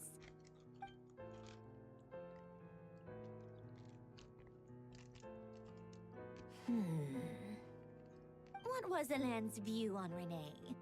I know he mentioned the name, albeit very rarely. Oh, now I remember. Alain's old notes are here too. They mentioned Renee once. Renee seemed most out of sorts when he spoke to me. A lack of sweet foods has dulled his mind, I should think. Either way, his words are not to be believed. Yep, that sounds like Alain. My subordinates actually did a half-decent job digging out all these materials. Makes a change. Good for them. Some of Alain's old files are completely consistent with these records. He must have gotten them from the Tower of Gestalt. I never knew he got his hands on Renee's records that early. Heh, he may have kept them, but he never even attempted to use them. Didn't believe a word they said. Come to think of it, Renee's world formula was filled with calculations of constants. That shows he believed that the fate of the world to be predetermined. As for Alain... it's been too long. I forget what he said. What would he have said? A guy like him, fervent believer in machines, but not headstrong enough. The world can be changed. It is worth persevering. Yes, that's how he used to think at least. He created that procedure to save this world. Yet the scale of the world's fate proved too enormous. The result was beyond his ability to calculate. He died having never seen the outcome. And there I was, left behind in the ashes of his dreams. Did you really never take a close look at Renee's research? Or did you read it but deem his philosophy incompatible with your model? The very thought of trying to incorporate his ideas probably made you feel sick to the stomach. Well, don't worry, because there's a whole new category of lunatic in town. Next to Dottore, every other madman looks sane. You once asked me what I wished for. Should have asked him instead. He's the one pining for things you'd sooner die than witness.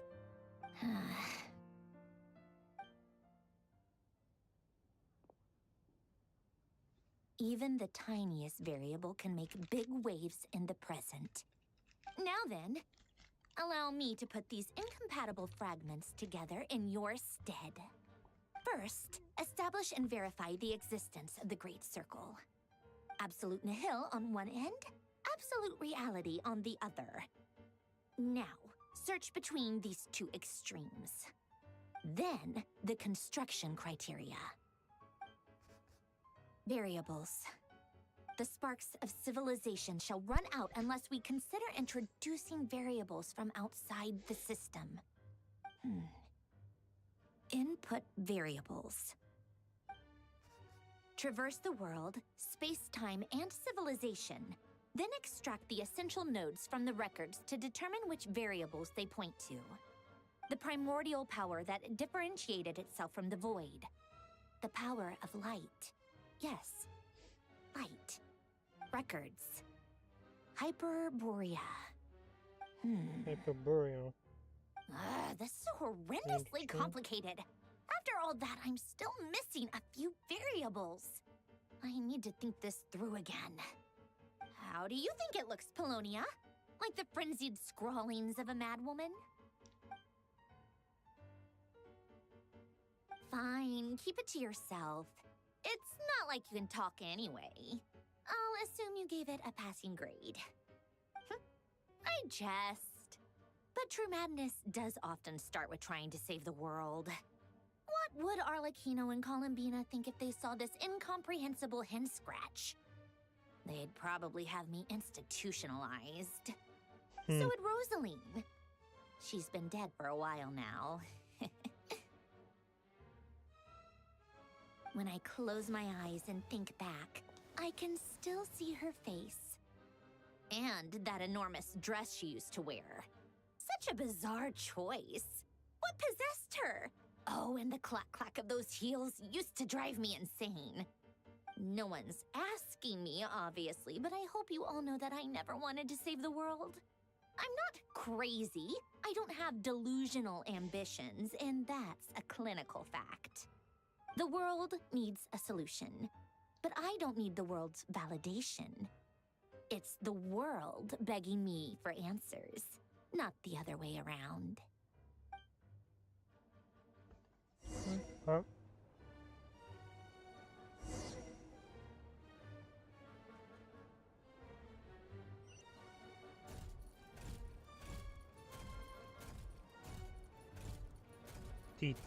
Titai. I read it as treatment.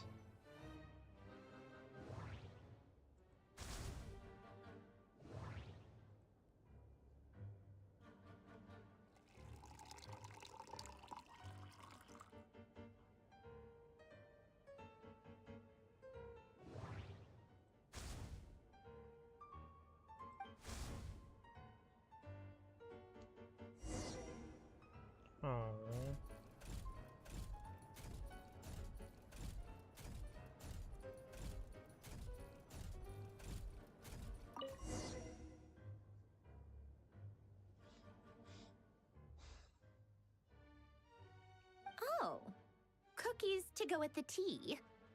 Let's see. They must be from that person who brought those documents. I see they're from Hotel de Boer. Something's written on the box. We are proud to present this homage to the Fortress of Meropede's fun-filled mill collection system. Fortune cookies. Have a lucky start to your day. Sounds like a dumb gimmick to me. Be early to bed and early to rise. Get plenty of sun and drink plenty of water. Then things will surely go well for you. What? Are you kidding me? Somehow I doubt that an early night and a glass of water is magically gonna save a world on the brink of existential peril. Okay, now we're lucky enough.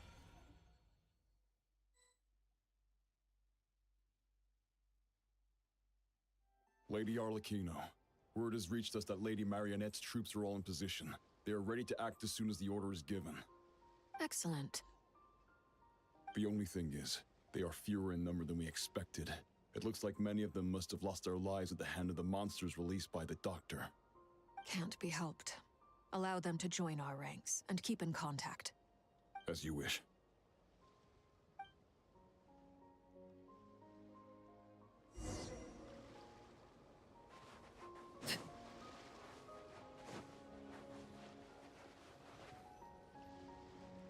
It's been a while, Arlecchino. You look well. Did Dottore really have to build his lab right on the sole path between Snezhnaya and Nodkrai? Had to go on a huge detour to stay out of its line of sight. Sounds like an arduous journey. I assume you've brought word from Her Majesty? Of course, all part of the job. Firstly, the Tsaritsa has authorized Fatui Internal Affairs to review Dottore's case.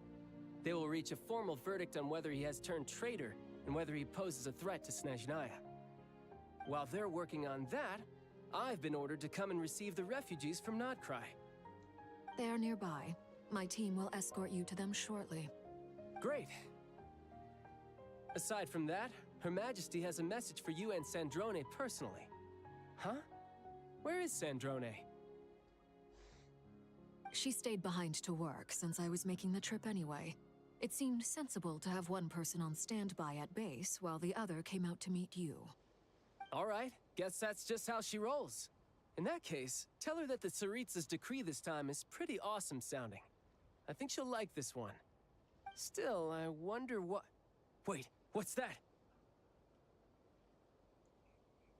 Did one of our troops turn into a monster? Take him out.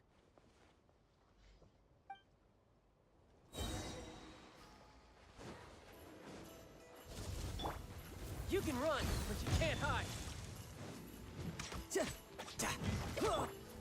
Witness my rise.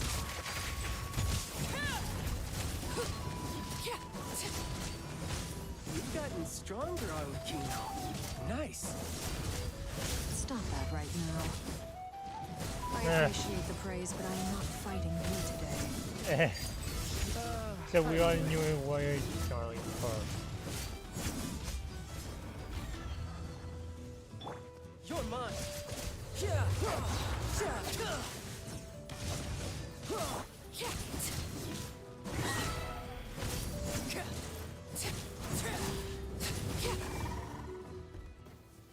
I can't believe it.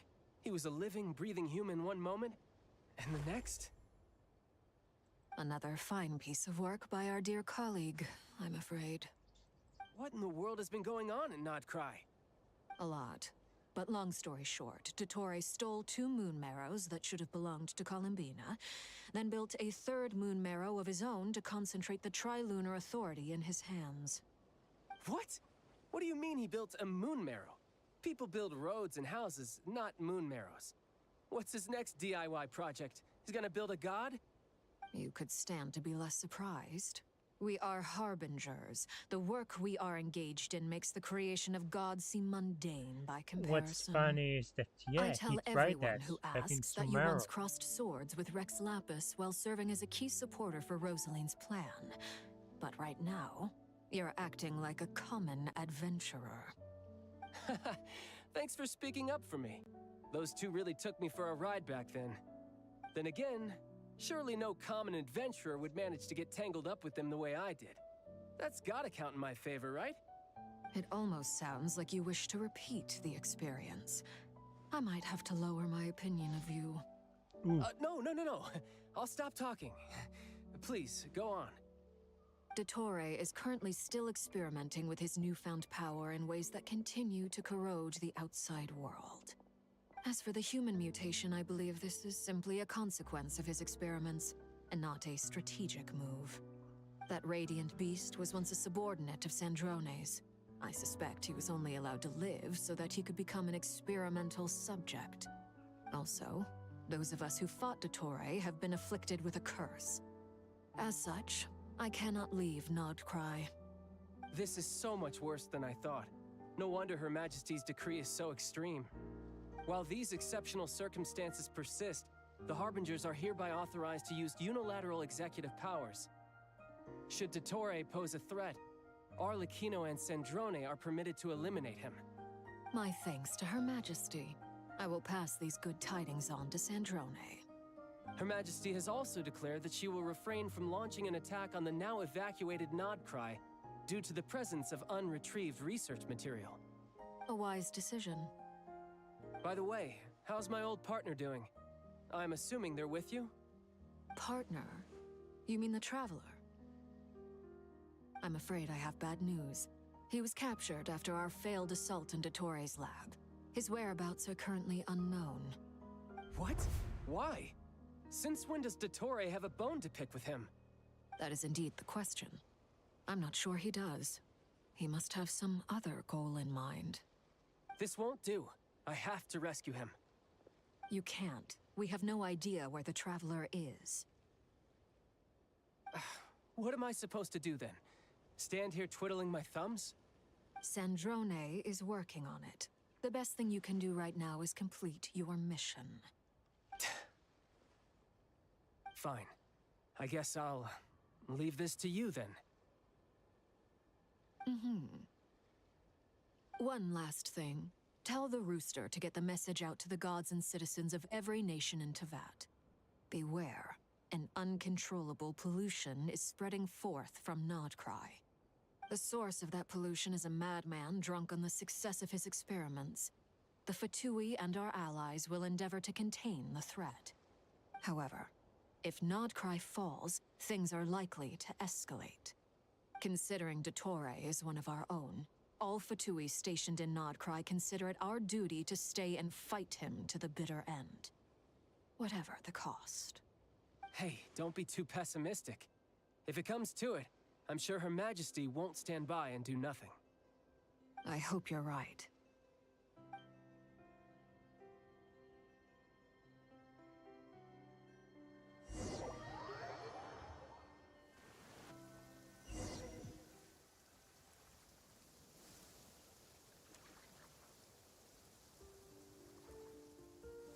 You're right on time.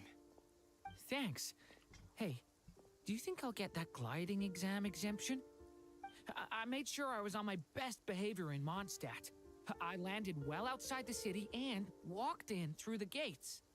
I'll help you apply, don't worry. For now, let's see what we have here. So he has a problem What are with the his doctor's driver energy test? fields even made from? The usual attract and repel principles that govern Kuvaki don't seem to apply to them.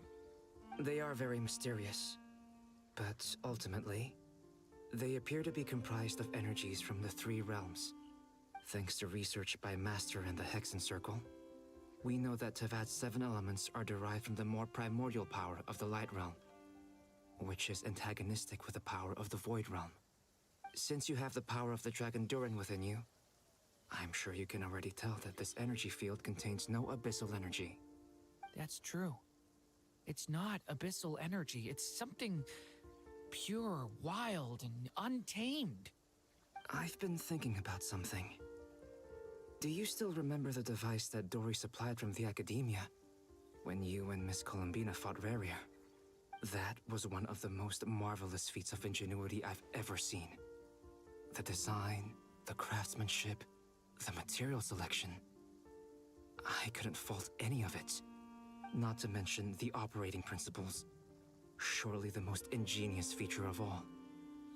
Dory didn't go into detail on how it functions, but I have a working theory. The clue was that Miss Columbina was somehow able to use the pyro energy that you provided, despite the fact that, as a moon goddess, she should only be able to use light realm energy in principle. Now, all elemental energy is, of course, derived from light realm energy to begin with. Hence, I suspect that the device works by restoring elemental energy to its original state. This presumes a theoretical model of the 7 elements akin to that of light refracted through a prism. Perhaps it is no mere analogy. Maybe there is indeed a prism in this model. I almost wonder if the idea for the device was conceived based on direct observations of said prism. It would explain how such an ironclad design concept was achieved. It is at once a masterwork of engineering and a groundbreaking application of the Academia's latest elemental theories. Oh, I suspect only Lesser Lord Kusanali herself could have devised such an ambitious technology. But back to the energy field before us. If this is pure light realm energy, its relation to elemental energy is one of integration versus division. Or you could say that the former contains the latter. Could this mean that elemental energy can dilute the power of the light realm? Should we give it a try? We should.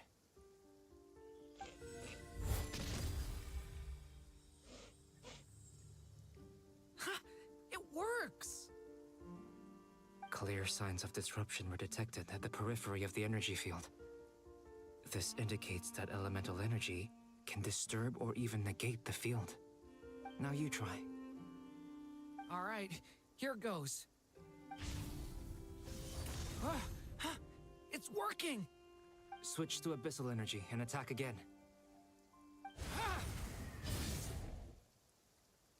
No surprises there.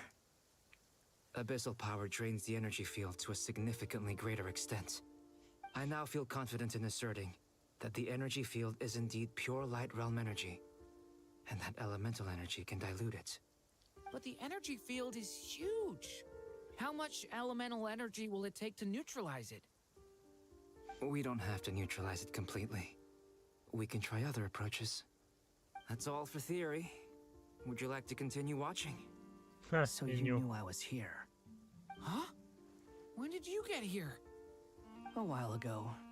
But Albedo sounded like he was working on his thesis defense back there. Back in Sumeru.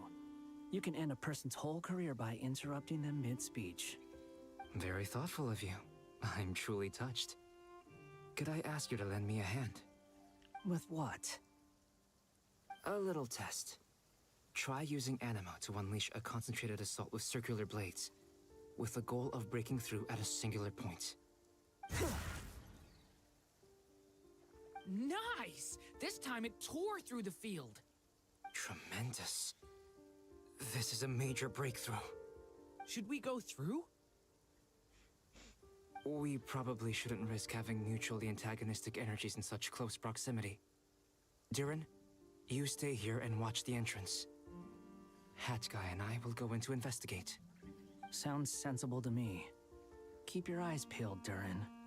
Don't worry, I got this. You two be careful in there. Just give me the signal if you need help and I'll dive right in. What do you mean, signal? It's based on a new alchemical concoction I developed last month. When 2 bottles of it are smashed on the ground together, they emit a blinding burst of light. If it comes to that, remember to shield your eyes with your hat. Glad I asked. Thanks for the heads up.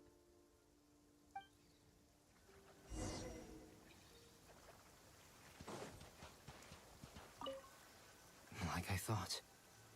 Beyond a certain distance, we can't see the opening where we came in. Maybe that's to prevent people from escaping. Sounds like Dottore style to me.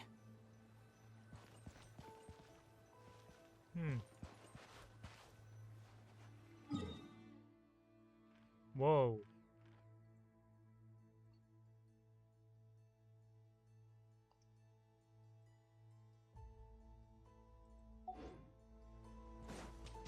Not much has changed. Things are basically the same here as they were before the energy field appeared.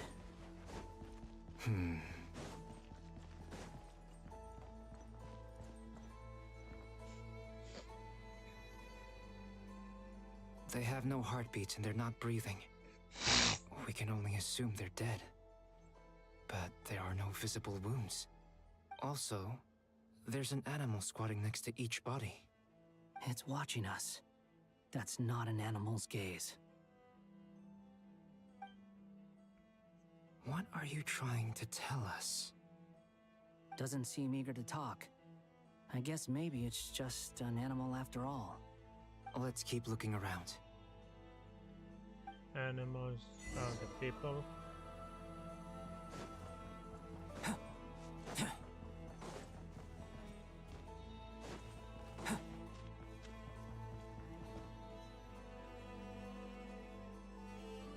Same situation everywhere.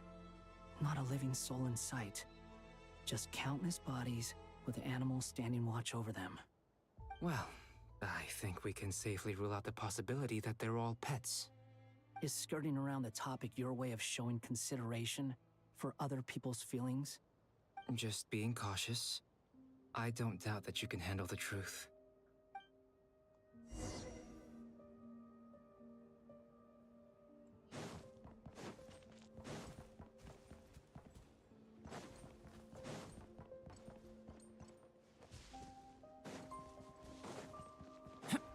Careful. Please. Help us. Please. Over there. I hear a voice.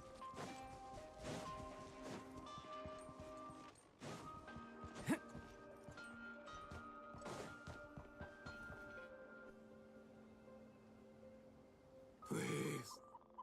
Help us. Please. What happened here? I don't know. Suddenly, everyone collapsed. Then my line of sight got lower. I hope it's the game and not the computer about senses bugs. left. I gotta get out of here.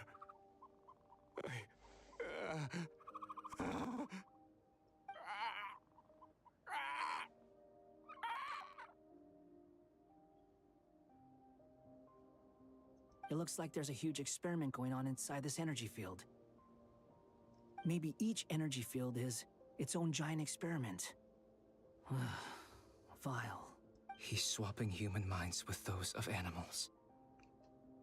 Even without the other circumstances, this would be an extremely radical experiment. Those people may have lost their sense of selves, but they are not fully animals either. If they were, they would have left. But instead, their instincts are driving them to remain by their dead bodies. We should go. No sense in sticking around here longer than we need to. Agreed.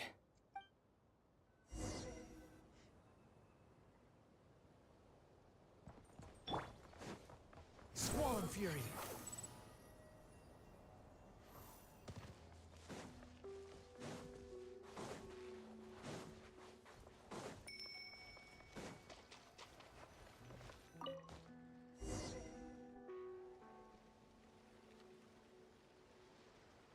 You're back! Everything okay? We saw some things that take a strong stomach. Otherwise, we're fine. We should share our findings with the others.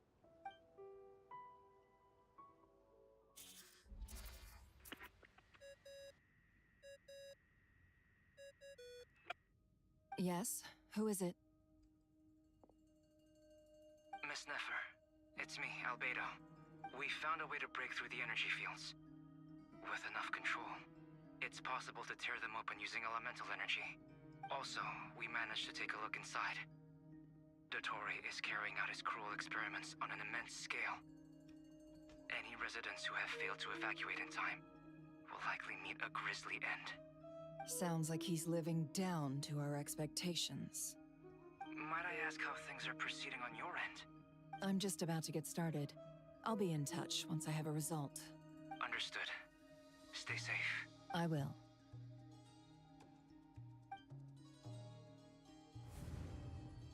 Well, Nefer, I'll link up with you once my tasks are complete. What makes you think I'd need you to do that? I'll need it. And considering the way you approach certain matters, I think you'll be better off with me present.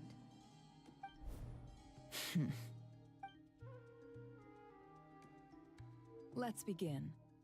Entering simulation mode. A vast wasteland. Is this the Traveler's inner world? I was expecting something more vibrant, to be honest. Wait, someone's there. What are you looking at? In that case, I'll look at it with you. I want to know all about everything you've seen and experienced. Is there somewhere I should return to? Or should I stay here and be the hero everyone says I am? I don't dislike my current life. Roaming the land, fighting battles, accomplishing missions, earning a living, looking after Paimon. It's not so bad. I guess the only thing that's missing is that you're not here with me. This is the conscious layer, which contains a person's true feelings. It is filled with both longing and... I suppose anyone who lives long enough ends up wishing for someone who can't be there. Maybe it's the only way we can feel truly alive. Time to delve a little deeper.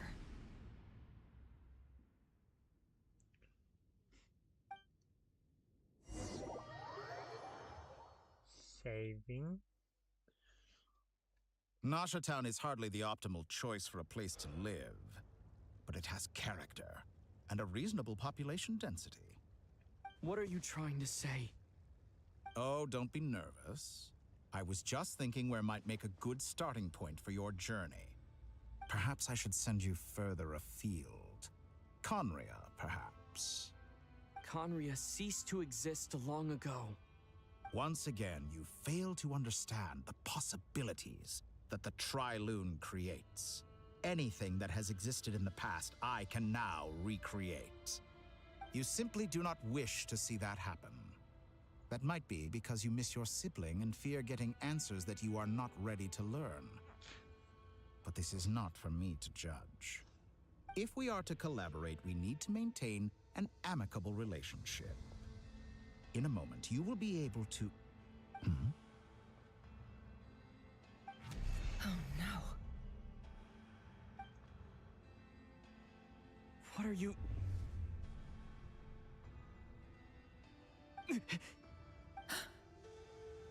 What are you gonna do? Don't move. Something unwanted has crept into... Oh? Gone as quickly as it came.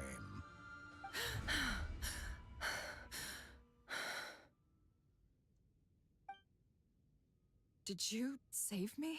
If I hadn't cut the connection, Dottore might have caught you from the other side and destroyed you. This was a good idea, but once is plenty. You were exceptionally brave. Excellent work. Thanks, but now's not the time for that.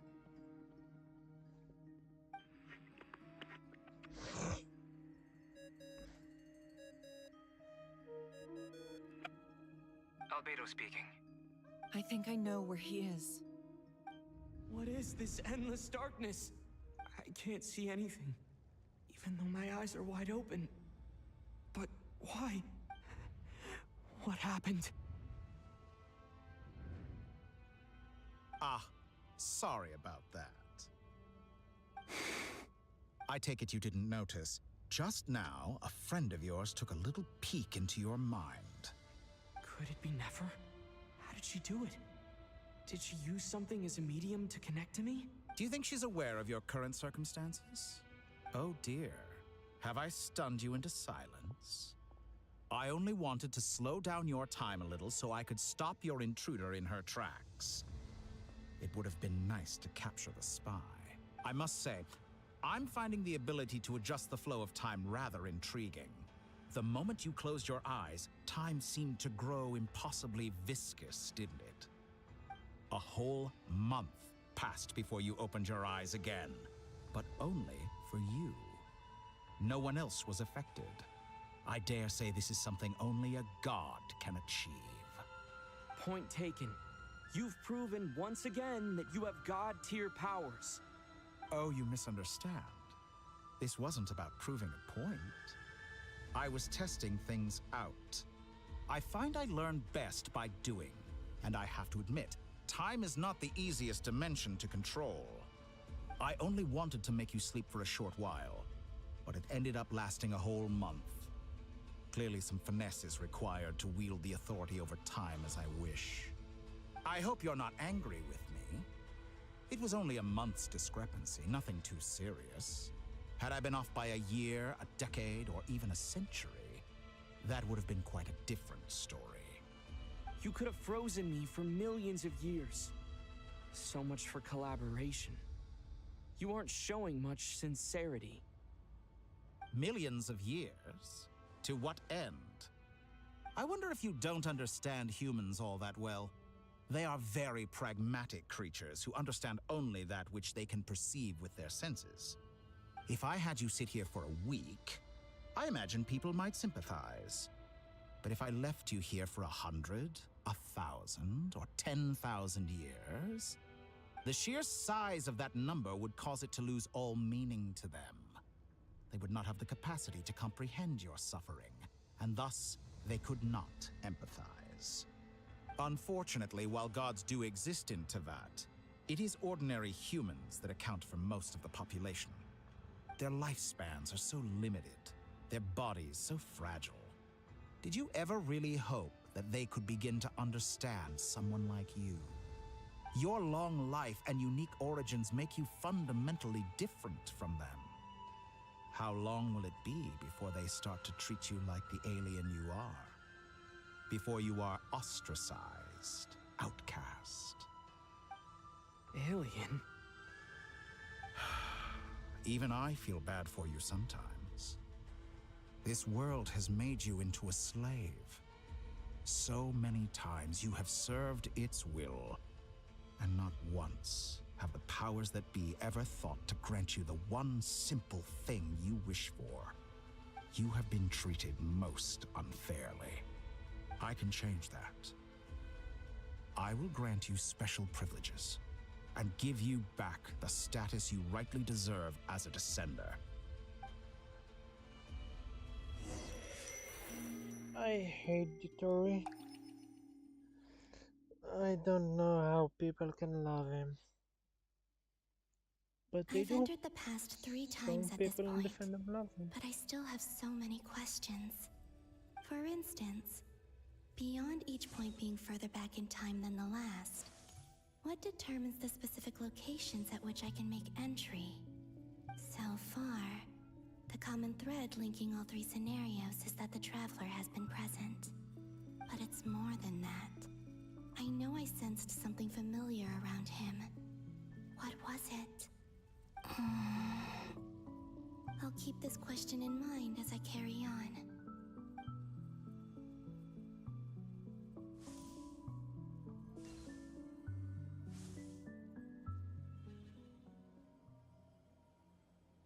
The battle against Ryu. Yep. You never change. Always trying to use powers you neither comprehend nor control. Right? I don't remember, this but looks I think like it Star is. Sand Shoal. Was this before Rerir regained his physical form?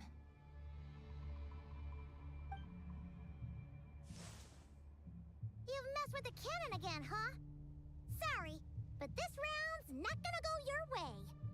The cannon. That's right. I was at Silver Moon Hall and I sensed an abnormal Kuvaki fluctuation coming from Nasha Town. And right after that, came an ominous power emanating from Star Sand Shoal. My body was once torn into countless pieces and hurled into the swirling chaos of time itself.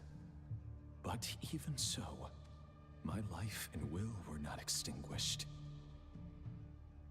I wonder if I could try to prevent his resurrection. But how would I do it? What can I do, here and now? Traveler! Behind you! Look at that light!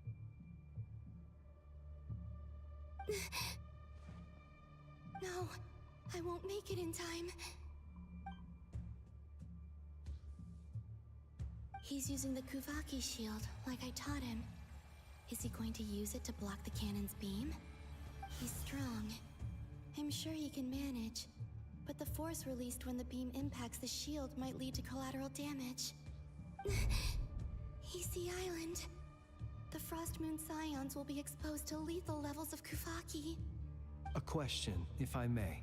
Kind Miss Columbina. When the cannon's Kuvaki beam was deflected earlier, I saw several bolts of energy streak toward Hisi Island, only to be blocked. Did you also have a hand in that? She did, just not in that time. Maybe that really was me after all. Well, future me. But I don't know if I have enough power left.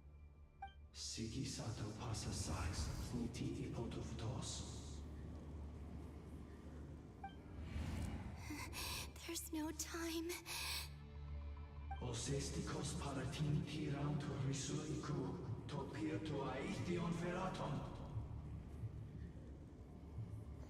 I have to make it.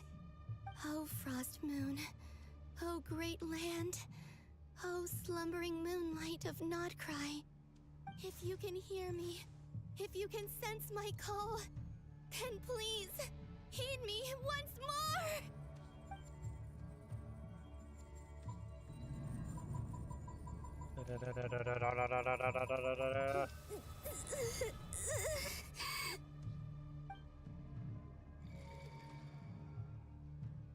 Did it work?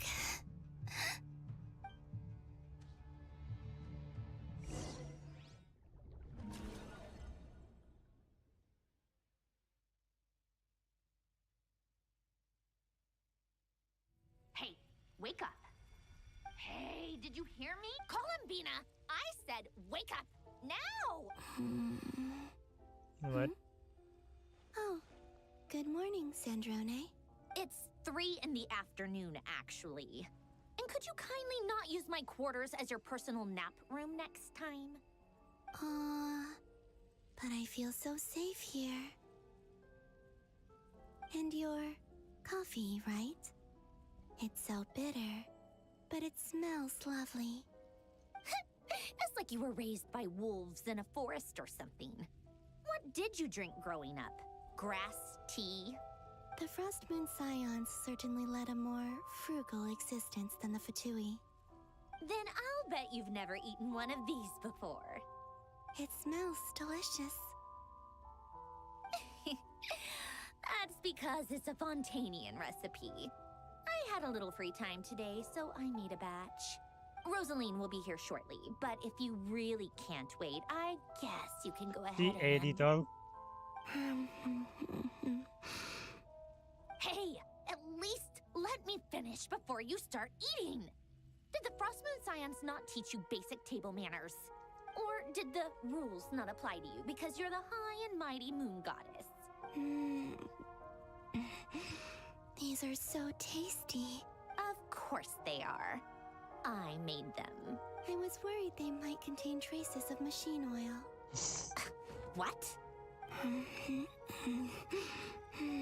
You know, there's something I've always wanted to ask you. Why did you leave your old home and join the Fatui? I mean, I'm sure their food was awful. But there's gotta be more to it than that.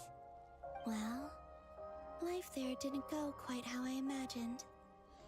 What were you expecting? You're a god.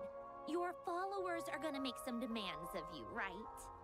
Surely you can just answer a few prayers here and there in return for the free food and drink. How bad can it be? Well, would you help other people just for free food and drink? The doctor told me that you were created by a great mechanic, Lord something Fisher. The Lord Artificer. Ugh, some people can't keep their mouths shut. Oh, Lord Artificer. And didn't he have something to do with the, narcissist? Narcissenkreuz Ordo. Yes, that was it. Narcissenkreuz Ordo. So, would you try to fulfill their wishes? You must be joking. I wouldn't go even if they paid me. I don't even know them. Exactly. Well, I felt the same way. I did not know the people who made demands of me. Huh. What do you know? We're on the same page for once. In his later years, Alan did ask me if there was anything I wanted to do. If I had any wishes of my own. Well, I don't. And I'm not in any mood to fulfill someone else's either. Who's Alain? He was the... You know what? Never mind. You're not gonna remember. Anyway, the point I'm trying to make is, neither of us is the self-sacrificing type. Let me ask you this. What sort of place would you like to live in, if you could choose? A place where people don't ask me for things I cannot give them. Where they don't worship me, or fear me, but just want to chat with me like a normal person. I'd also like the freedom to come and go as I please. And ideally, it would be somewhere with the smell of coffee and snacks. Not to burst your bubble, but no such place exists in the world. Now, take your snacks and scram.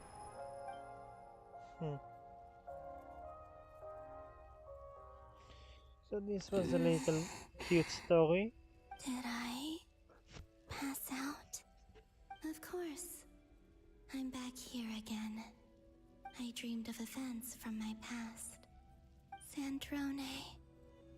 Traveler. I miss you all so much. Back there. I guess I managed to harness all the Kuvaki energy on Hisi Island. But how did I do it? Time is flowing backwards here, and I can use that familiar power to enter the world of the past. That mystery ally everyone talked about. It was me all along. I can sense that there isn't much more power remaining up ahead. What lies at the end of all of this? Will time keep flowing into the past? And will I ever find my way back?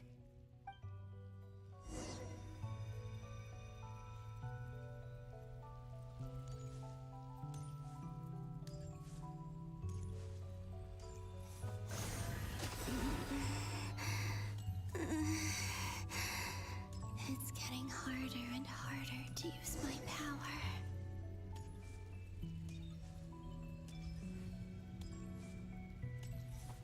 I'm no match for the Abyss in this state. I need to avoid the contaminated fragments.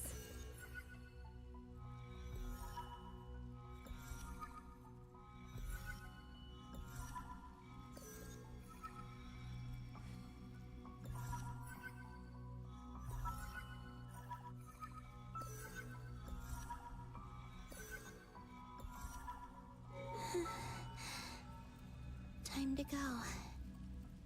I wonder where I'll find myself this time.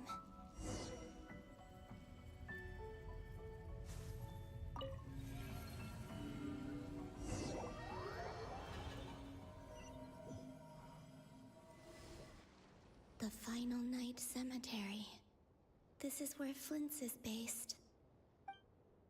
Or not? How are we supposed to read through this many files? Difficult, yes, but it is also our most efficient option. Seems like they're searching for information. Oh, I remember. Flint's and Varga talked about some files on the Wild Hunt. Was this my doing too? To expose the true intentions of this Rerir, we need to dive into Notcry's history. Are my actions changing the past? Or are they simply completing a process? Is all of this inevitable? Or am I the one making these decisions? If I choose not to help them now, will it change how things turn out? Hope we don't land on our heads then. They're my friends. I can't not help them.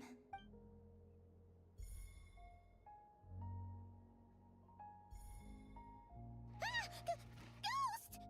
And the other one was... here. Hey! Another file's moving!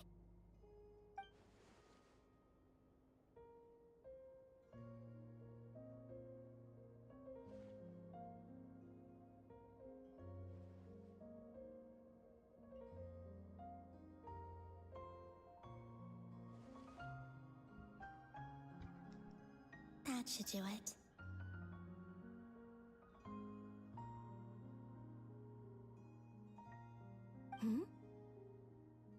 Luanatar? You can sense my presence?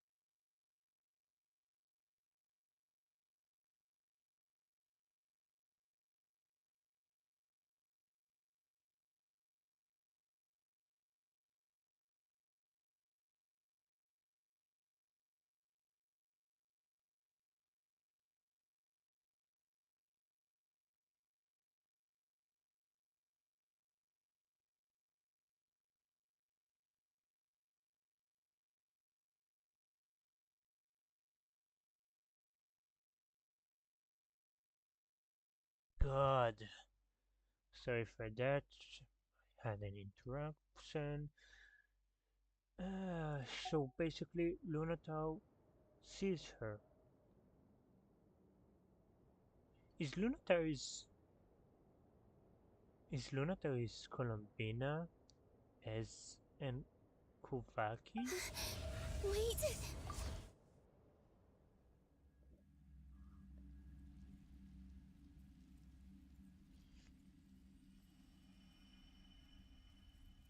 Luanotar. So she's that familiar presence I've been sensing all along. She's always been by the Traveler's side. That explains why the Traveler has been there each time I've entered the past. But why Luanatar? Is it because she has a connection to me as the Moon Goddess's familiar? If so, why not any other Kuhenki? That's...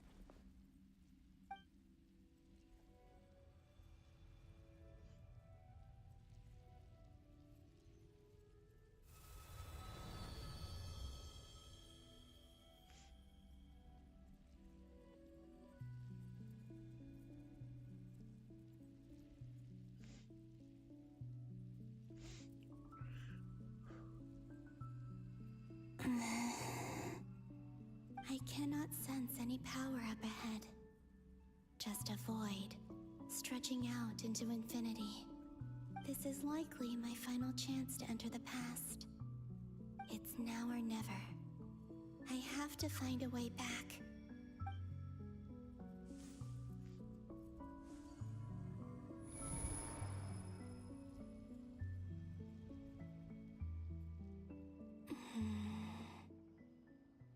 Heesey Island? How far back in time is this?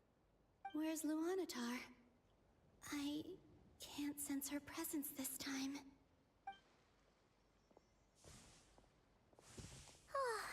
Seeing Anafa and Aino reunited like that sure was heartwarming. Traveler, Paimon. No, stay calm. I don't have much power left to change things. I don't even have that much time left here. Think, Columbina. How do I find a way back? A way back... to where? Do I go back to Moonprayer Night? Or to the future that followed? And if I return in my current state, what will become of me then?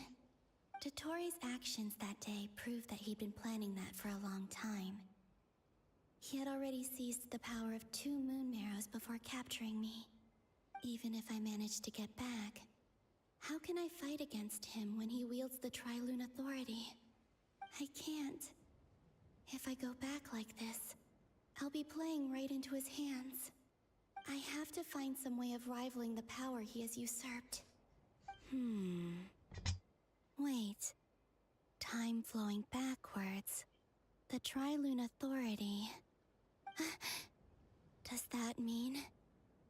I think I know what the final destination of this lunar reflection might be. I know what I must do. Speaking of homes, we must already be close to where the Frost Moon Scions live. The vibe here feels different, just like the scenery. But how do I communicate my plan to my friends? Should I write it down here? No, someone else will see it. I need something with a close connection to me. Something I can use as a medium to tell them what's happened to me in here. Now it makes sense. She understood that.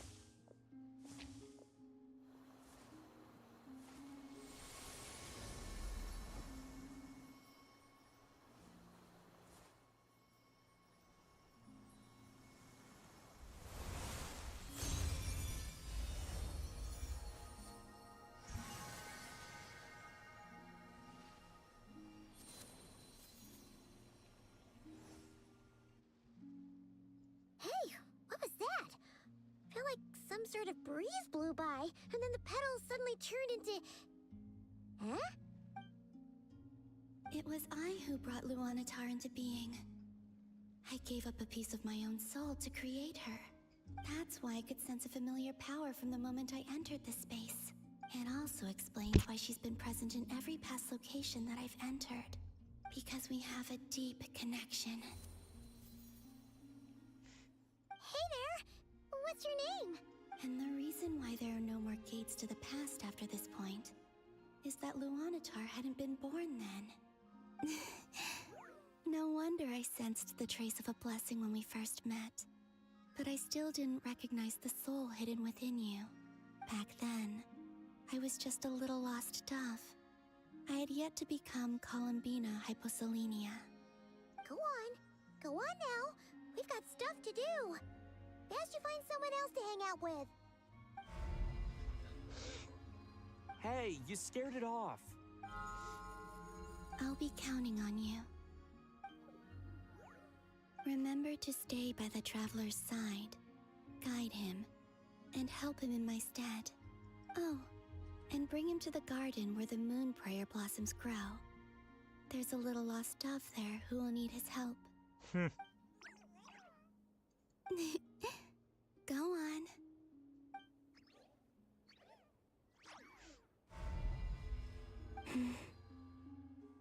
You too. Go and live your story. As for mine must go in a different direction.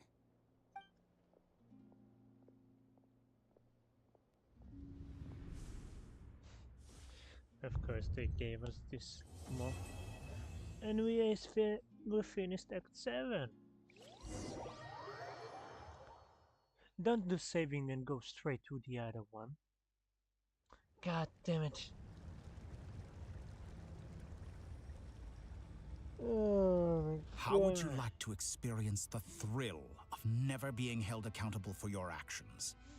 You could crush people like ants without consequence, or tear off their heads or limbs as you please.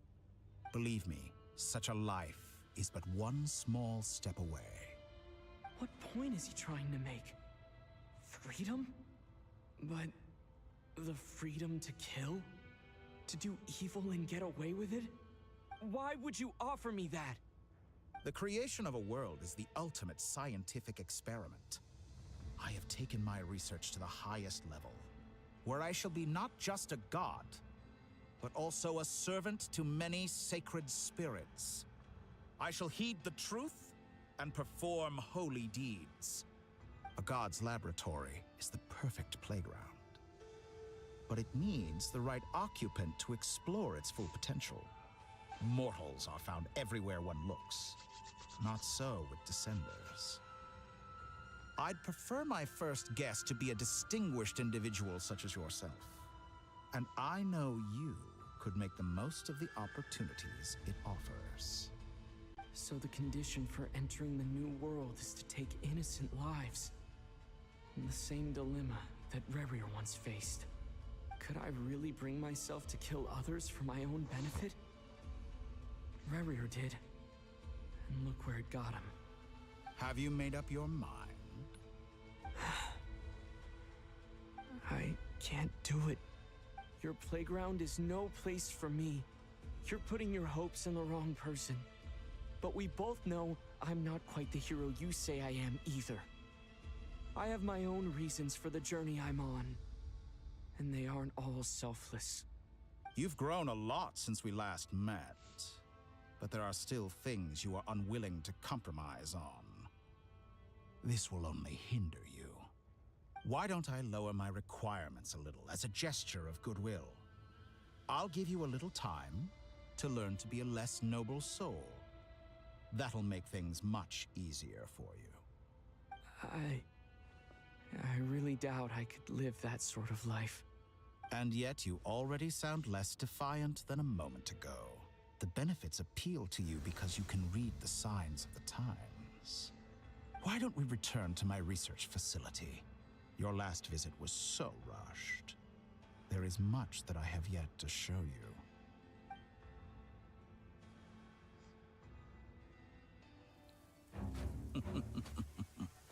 Now to that question, Heroes don't attack from behind. Guess I'm no hero. This is most disappointing.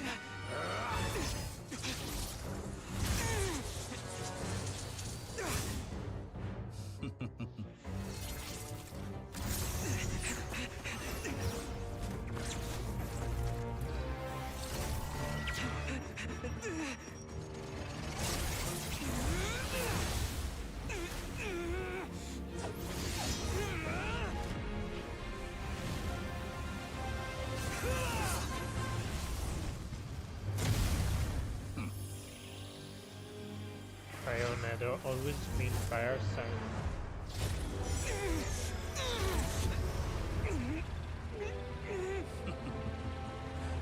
Now then.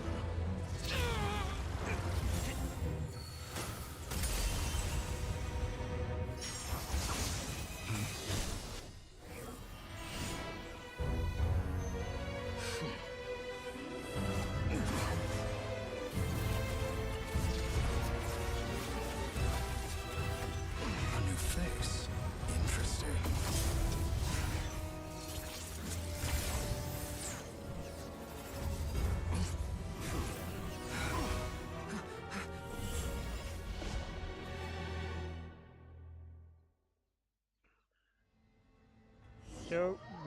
being rescued. I heard that we're supposed to be rescued by once again an anima boy. Now I see who and why. You're still gonna call me Hat Guy after that, huh? I didn't see anyone else in there who needed saving.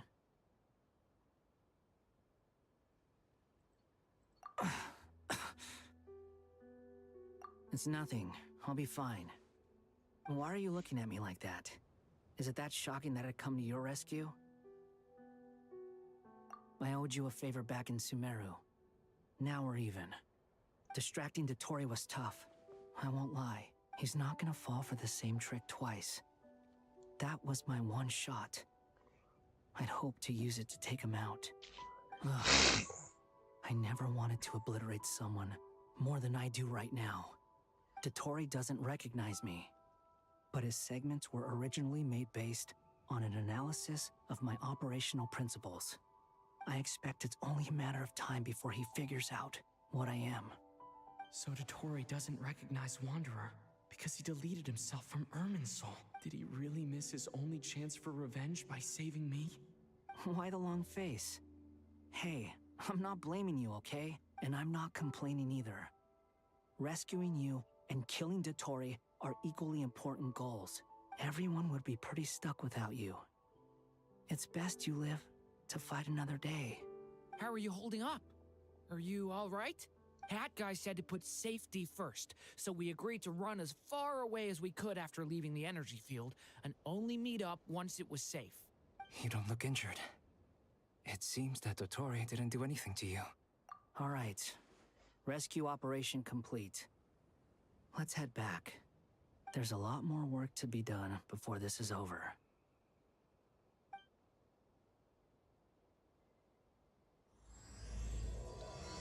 And this is how Act 8 starting. But we are not... No! No! I'm not doing... Oh my god. People, I don't have time to continue. Why do you straight away force me to go? Understood. I will bear the Tsaritsa's decree in mind. I don't see what's so awesome about it, though. Does he really think everyone else is as immature as him? I'm not stooping to Tartaglia's level. I thought you might say that. How's your progress? Quite promising, actually. That alchemist Albedo gave me a few ideas. Remember how I asked you to look up some files for me? That stuff on the Nazistenkreuz Institute. René de Petrichor and Jakob Ingold. Alain Guillotin despised René's theories and methods, but he never managed to come up with better alternatives either. So I adopted some of René's ideas. I thought Alain was like a father to you. He and René were mortal enemies, were they not? And what would you say if Lenny and his friends one day learned something useful from someone you utterly detested? I would applaud them for it. That would mean that they have surpassed me. For all we know, Alain Guillotin might have thought the same thing.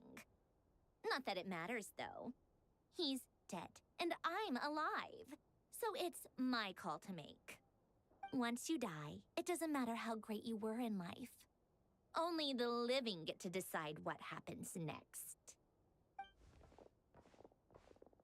Hey, come on out. They're back. Huh?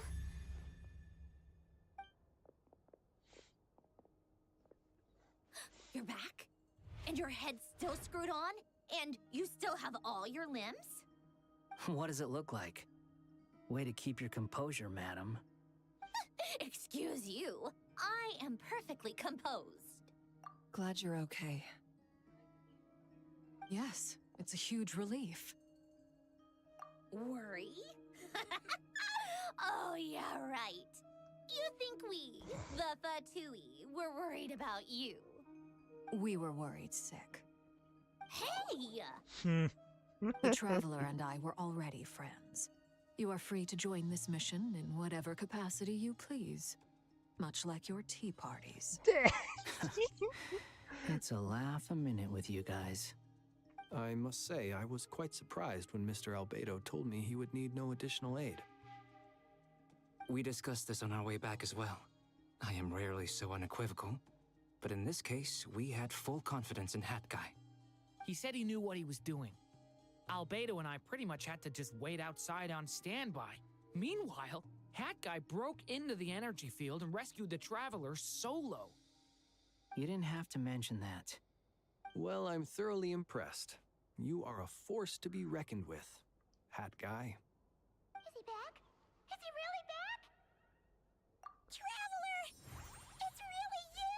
No! Oh, thank goodness! Paimon missed you so much! You can finally breathe easy, Paimon. It's great to have you back in one piece! Oh, Paimon's been having nightmares the whole time you were gone! Look at them. You know, once you reach my age, there's nothing better than watching a misty-eyed reunion between friends. It's nothing. Same goes when you get to my age, too. I bet Ino and Anefa would be tearing up as well if they were here. Ooh. Varka, I'm not sure Anefa can cry. Oh, yeah, good point. Sister can show emotions. Hey, your eyes are looking a little red and puffy. Come here, let's hug it out. What? Ew, no! No, thank you. You're not my dad, okay? Knock it off! Everyone, I'm sorry for all the trouble I caused you. But the silver lining is, I didn't come away from this ordeal empty-handed. While I was being held captive, I learned a lot about Dottoro's current capabilities, and what he plans to do with them. Allow me to explain.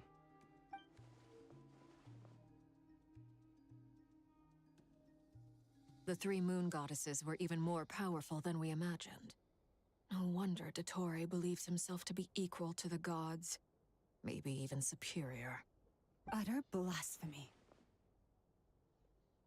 While everyone was gone, Nefer and I made an interesting discovery, and I believe Miss Sandrone has something to share too. Ma'am, perhaps you could do the honors?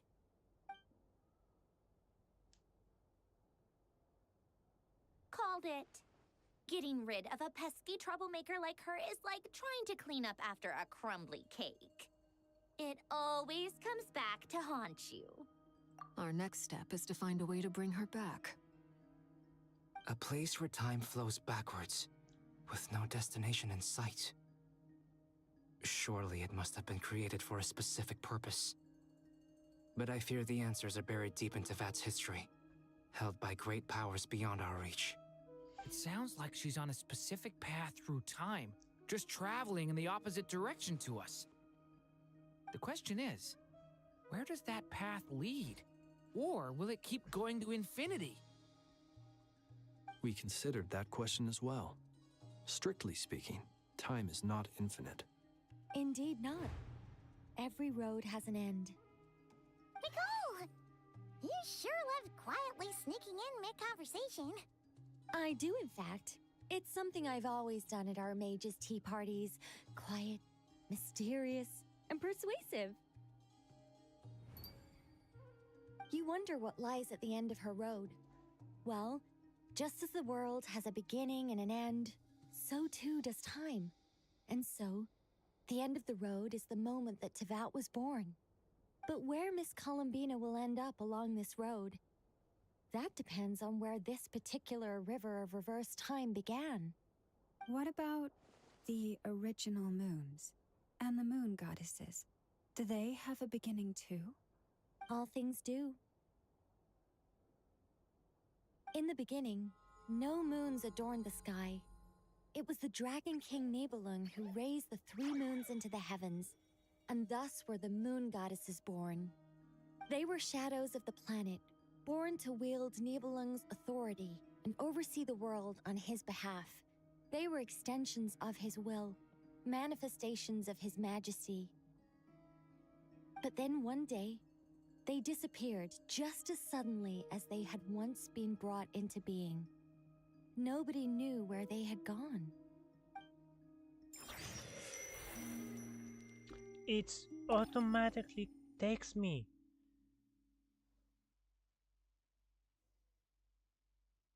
Like I thought, no more paths back to reality have emerged since.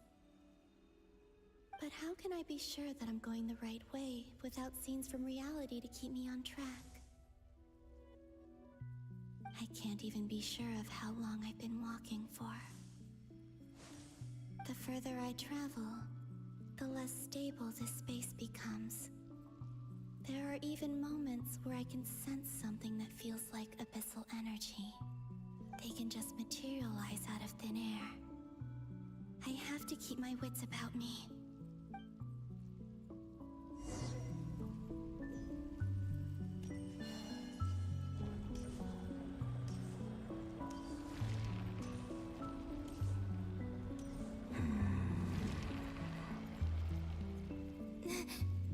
Is that the ray here of Solnari?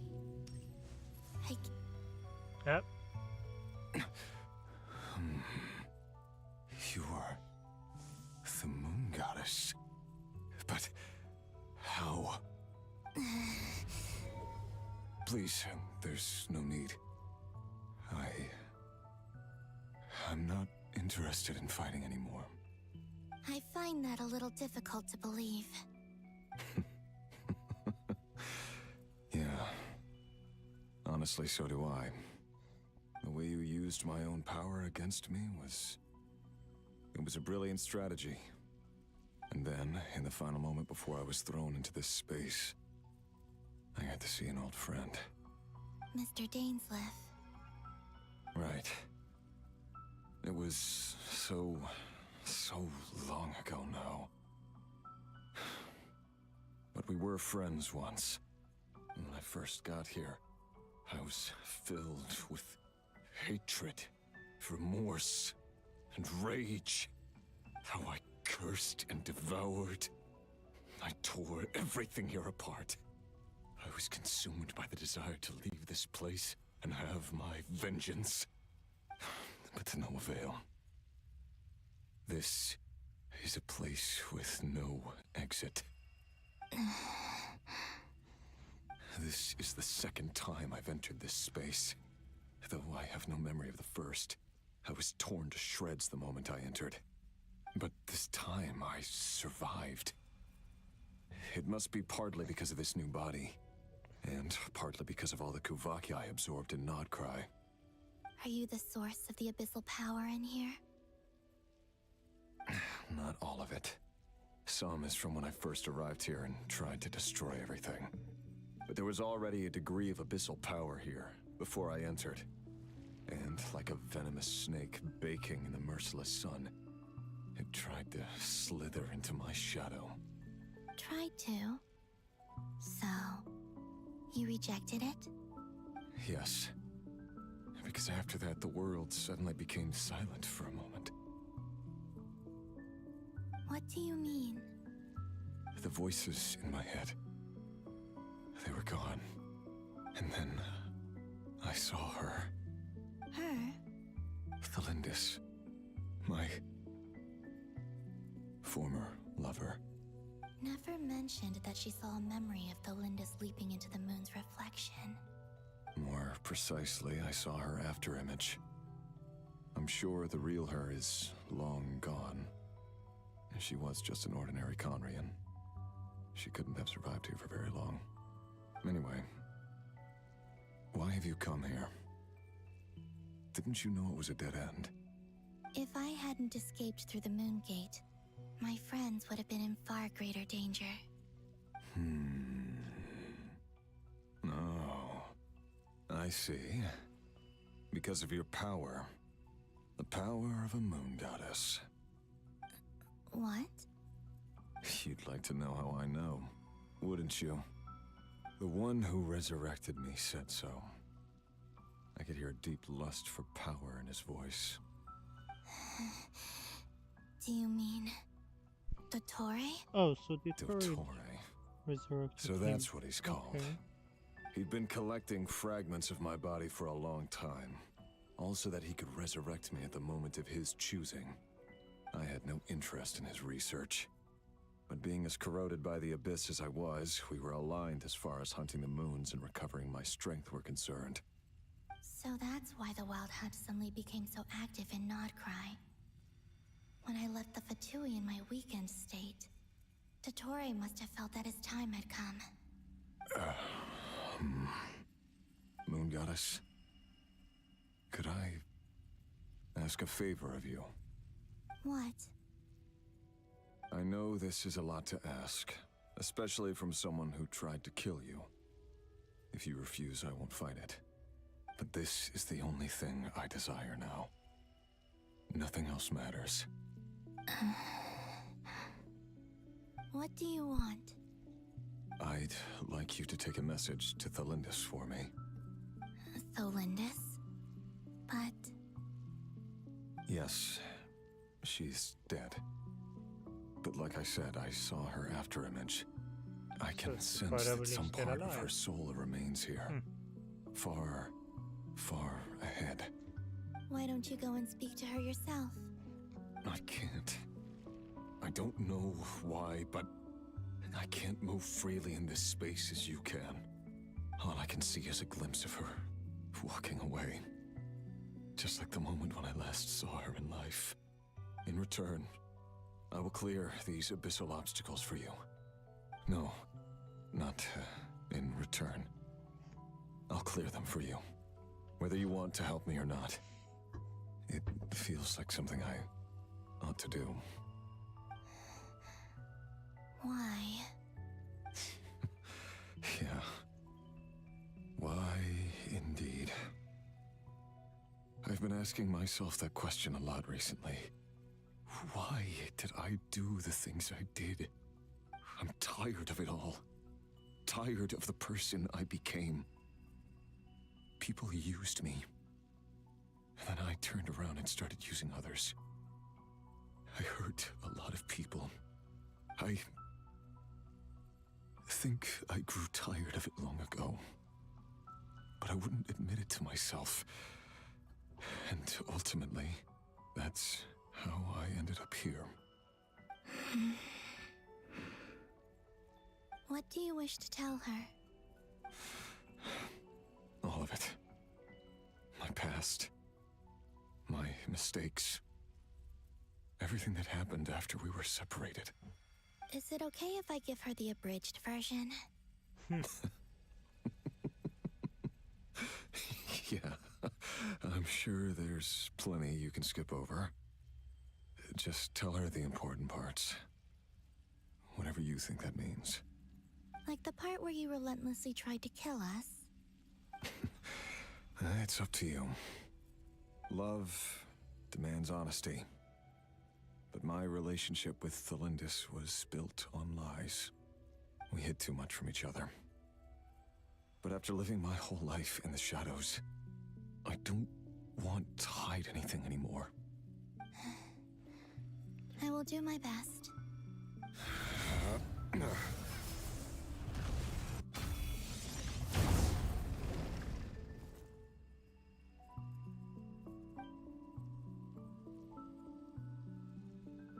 There. The Abyss will no longer stand in your way. Even though Mr. Dainsliff felt he had to fight you, I think he still regarded you as a friend. Dane? He said that you betrayed him. But he also felt great remorse at never having understood what you were truly going through. Why tell me this? Because... if he'd known that someone could take a message to you, I believe that's what he would have said. Thank you.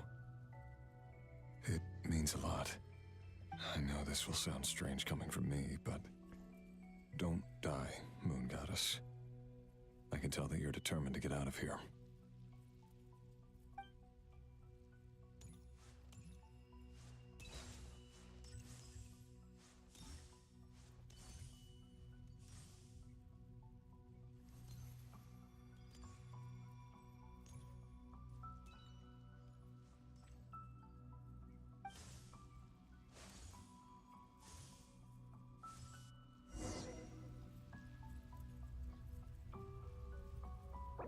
kept his word. The abyss is no longer obstructing my path.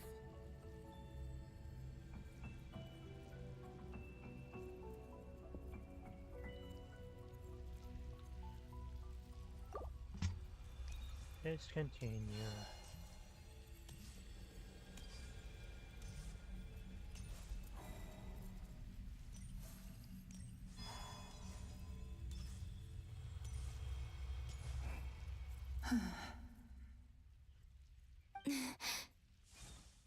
Is that the Lindis? She wasn't far off at all. And yet, they can never meet. Hello, Miss Lindis. Who are you? How do you know my name? I've never seen anyone else here before. You can call me Columbina.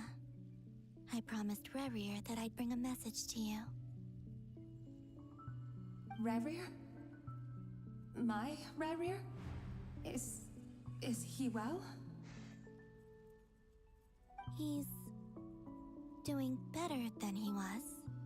Better than he was, huh?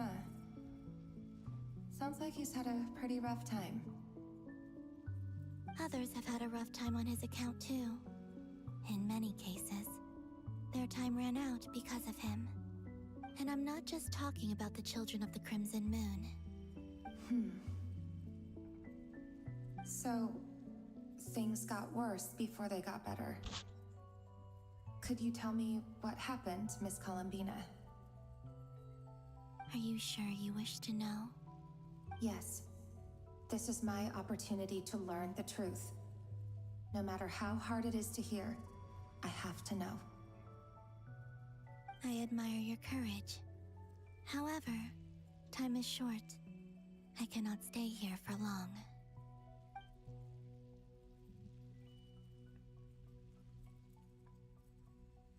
Rerir had seeds of hatred in his heart, and many people nursed them for their own ends.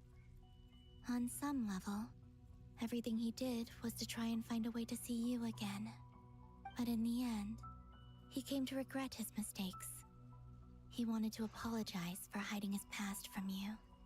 Beyond that, he did not say specifically what it was he wished to convey to you, but I'm sure that you've always been on his mind. You are what has kept him going over all these years.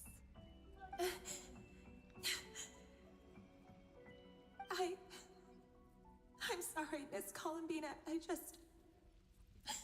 This is so upsetting. I'm not sure how to put my feelings into words.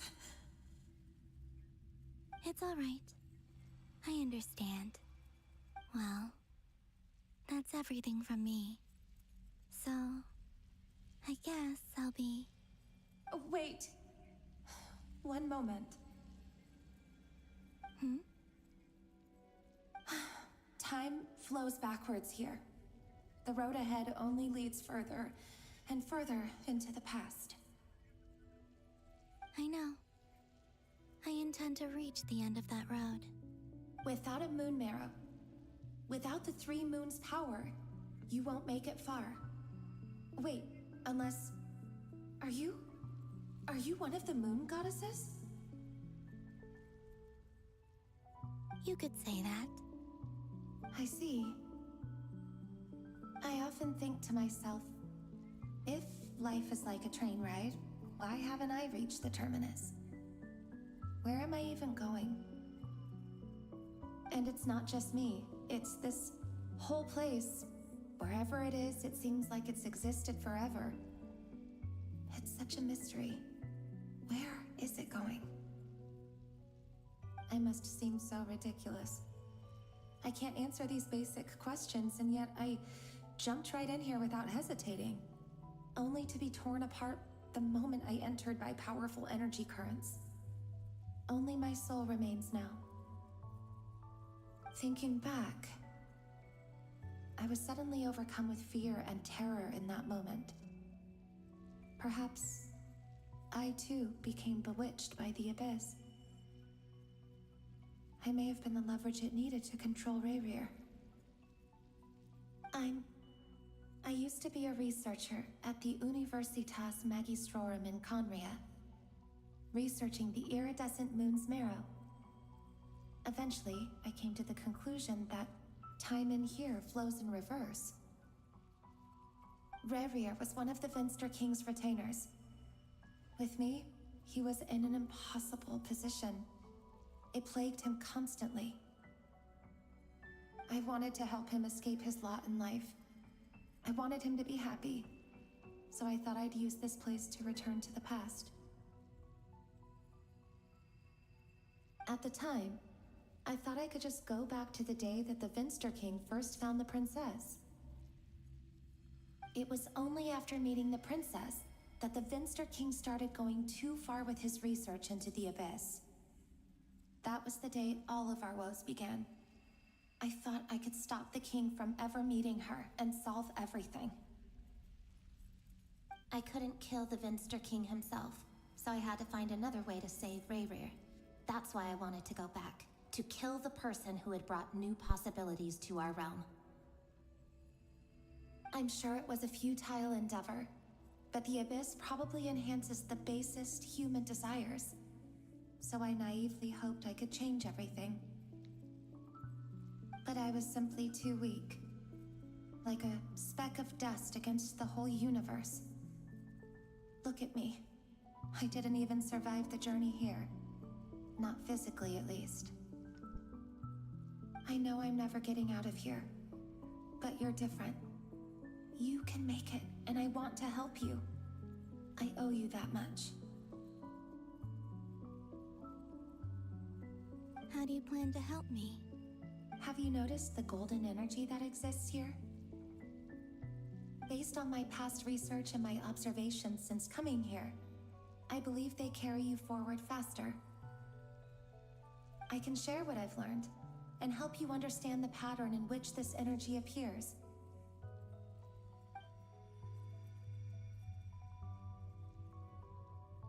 I think you just might... Now, I know you will be able to change the past. Also, I've been speculating about where this phase ends. The documentation was scanned, but from what I know of the legends about the moons, the oldest ones seem to begin with Nibelung, king of dragonkind. I have no way of verifying any of it by this point, but if it's true, you might be able to reach that era if you keep walking. Understood. Thank you, Miss Thelindis. I'm the one who should be thanking you. If you hadn't entered this realm of everlasting death, what use would my deductions be? Thanks to you, they have some meaning. About Rerir, I'm so sorry. For everything. It wasn't your fault. That's not true. Because we both feared bringing trouble upon each other, neither of us ever told the truth. And that dishonesty sealed our fates. But enough about that. I wish you a safe journey, Miss Columbina.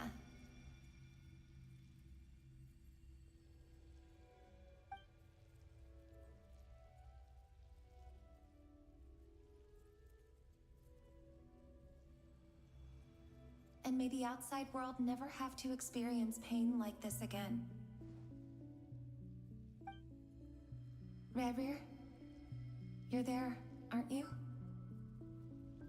I cannot see you, because you exist in the future. I expect we'll be trapped in this prison of space-time for all eternity. But please, gaze upon the past, and then sit for a while. Let's find a place to sit down together, just like we did when we first met.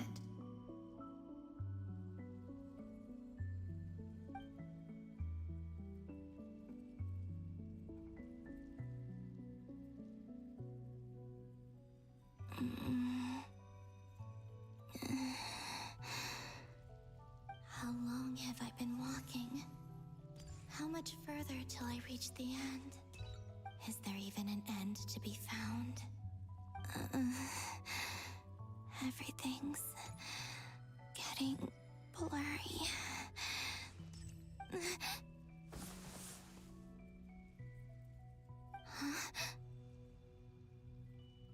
Are you all right, little sister? Have you come from the distant future?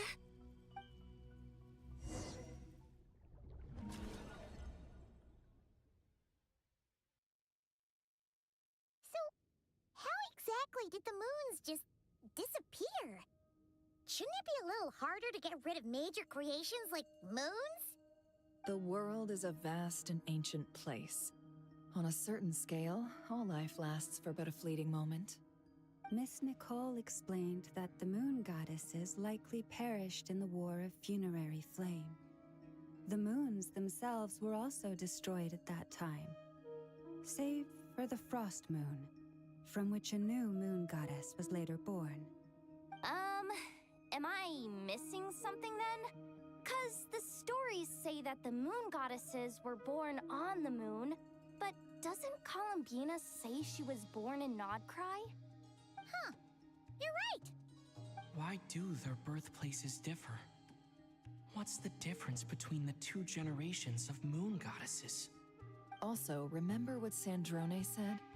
Her scans detected 4 moons. In other words, 4 moon marrows. Technically, the result of the scan means that 4 moon marrows were detected and positively identified as moons in that moment. In other words, this piece of information alone isn't enough for us to know how Miss Columbina is doing right now. Yep, we have no way of staying up to date on whether she's dead or alive. She's on her own for now. But at least she's trying her best to get back to us. Yeah. She's a tough cookie. And a sore loser, too. We have to trust that she'll find a way. Because we really need her power. As much as it pains me to say it, we've got no chance of beating Dottore in a straight-up fight. He's much too powerful. It wouldn't even be close. That maniac is going to devour everything in his path until he reaches us. We need to find someone or something that can stop him before he does anything worse. I'll be frank. Our only hope of defeating this false god is with a real moon goddess on our side.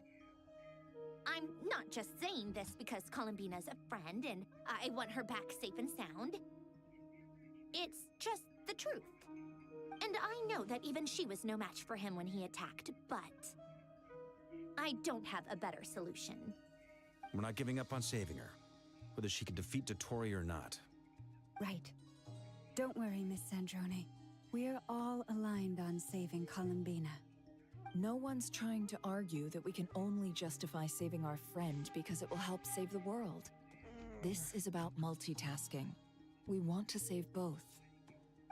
So, she's more than just a moon goddess to you guys? Absolutely. Duh! She's part of the gang! And you are too, you know. Yes, I know. You don't need to labor the point. I knew that the moment I came running over with my documents that I was part of the in-group. I mean, if Arlecchino can fit in, I certainly can. Anyway, as for how we get Columbina back, I've been working on it constantly. But I think I'm still lacking certain information about the moon. I'd probably get there if I could continue my calculations, but the problem is, I've run out of computing power. Computing power? You mean you need more energy? No, the issue isn't energy, it's processing power. There's so much data to get through that the whole process has just ground to a halt. That's a tricky problem.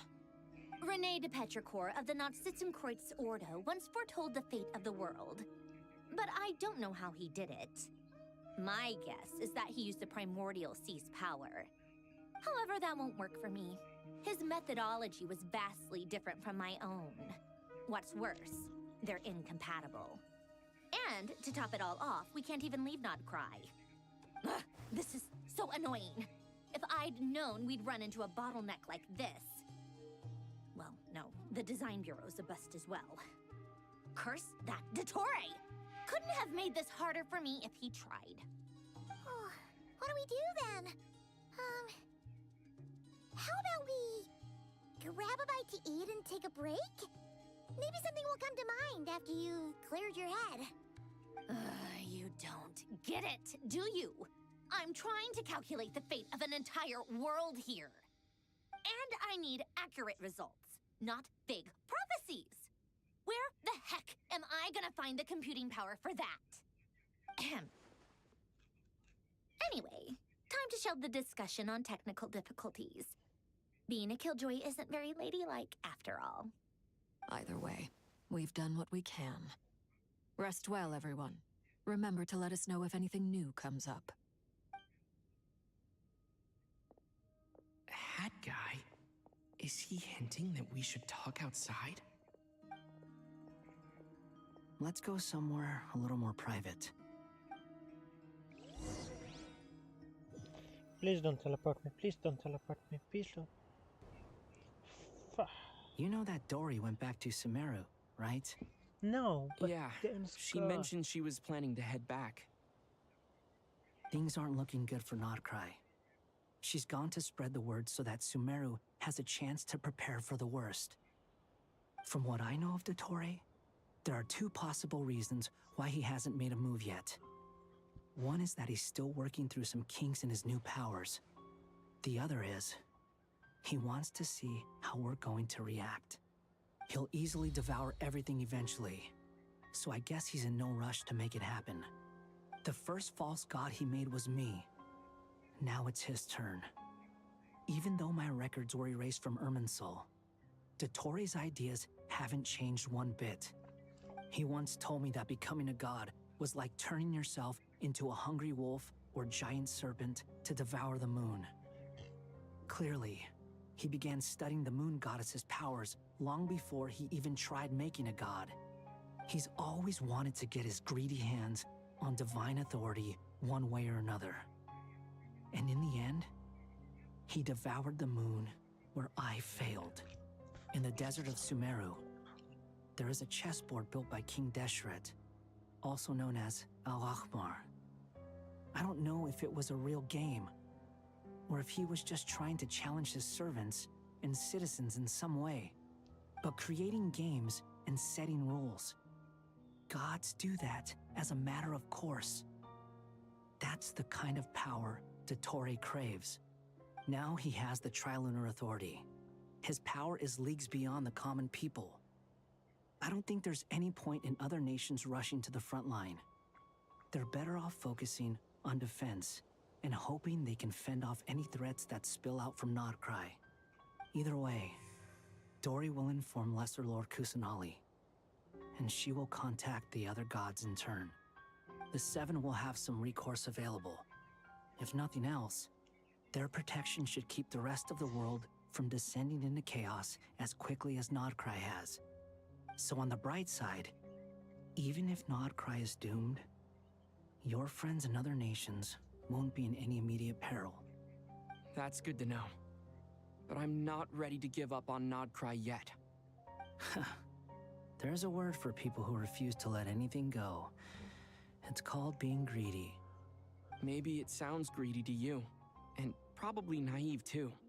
But whatever you call it, that's what gives me the determination to keep fighting. Battles are fleeting, but the will to fight is a long-term commitment. Give up for even a moment, and your resolve will shatter. Why do you always feel the need to do the right thing? No one is born to be a savior. I mean, who's gonna criticize you if you fail or give up? Don't take this the wrong way, but Dottore said something similar to me. I guess the Fatui attracts people who don't believe in saviors. Not necessarily. It's less about belief for me. I just want to know how determined you really are. After all, I don't owe anything to anyone else here. Only you. You look kinda worried. If your arch-nemesis was about to achieve their ultimate goal, I think you might feel a little worried too. That's true. Dottore is about to become an omniscient, omnipotent deity. That's gotta be a bitter pill to swallow. Still, your calmer than I expected. Obviously. I have to admit that my past self was a reckless fool who misunderstood not only the point of revenge, but how to achieve it. And as much as I want my vengeance, I know I'm not gonna get it by acting alone. If the world's taught me anything, it's to think before I act. Too bad it never taught me any other virtues, though. So, I am going to destroy Dottore, no matter what it takes. So, what's your plan? I'll get to that. First, tell me, what do you think of Sandrone? Just like Paimon said, she's a friend, part of the gang. How much do you trust her? This is a serious question. Think carefully before you answer. Although she's with the Fatui, she has her own values, and she's helped us a lot. If nothing else, she's clearly going the extra mile for Columbina. I see no reason not to trust her. If you say so. In that case, the three of us need to talk. I have some thoughts about her computing problem. It can be solved, but it will come with a cost. How much? If I can afford it, I'll cover it. Sometimes your heroism really backs me into a corner. You know that? Come on, let's go talk to her. Stop here. Stop here. Stop here. No. Thank God.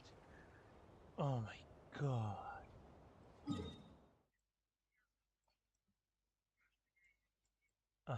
So I have finished the story in order.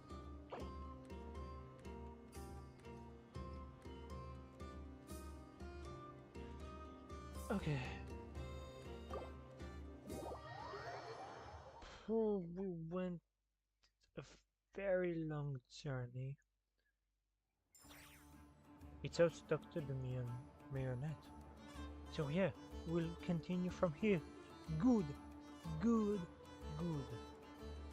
So for now, we finished. Yeah, back to the start. For now, we finished Act 7, and for now, we post Act 8. Thanks everybody for watching.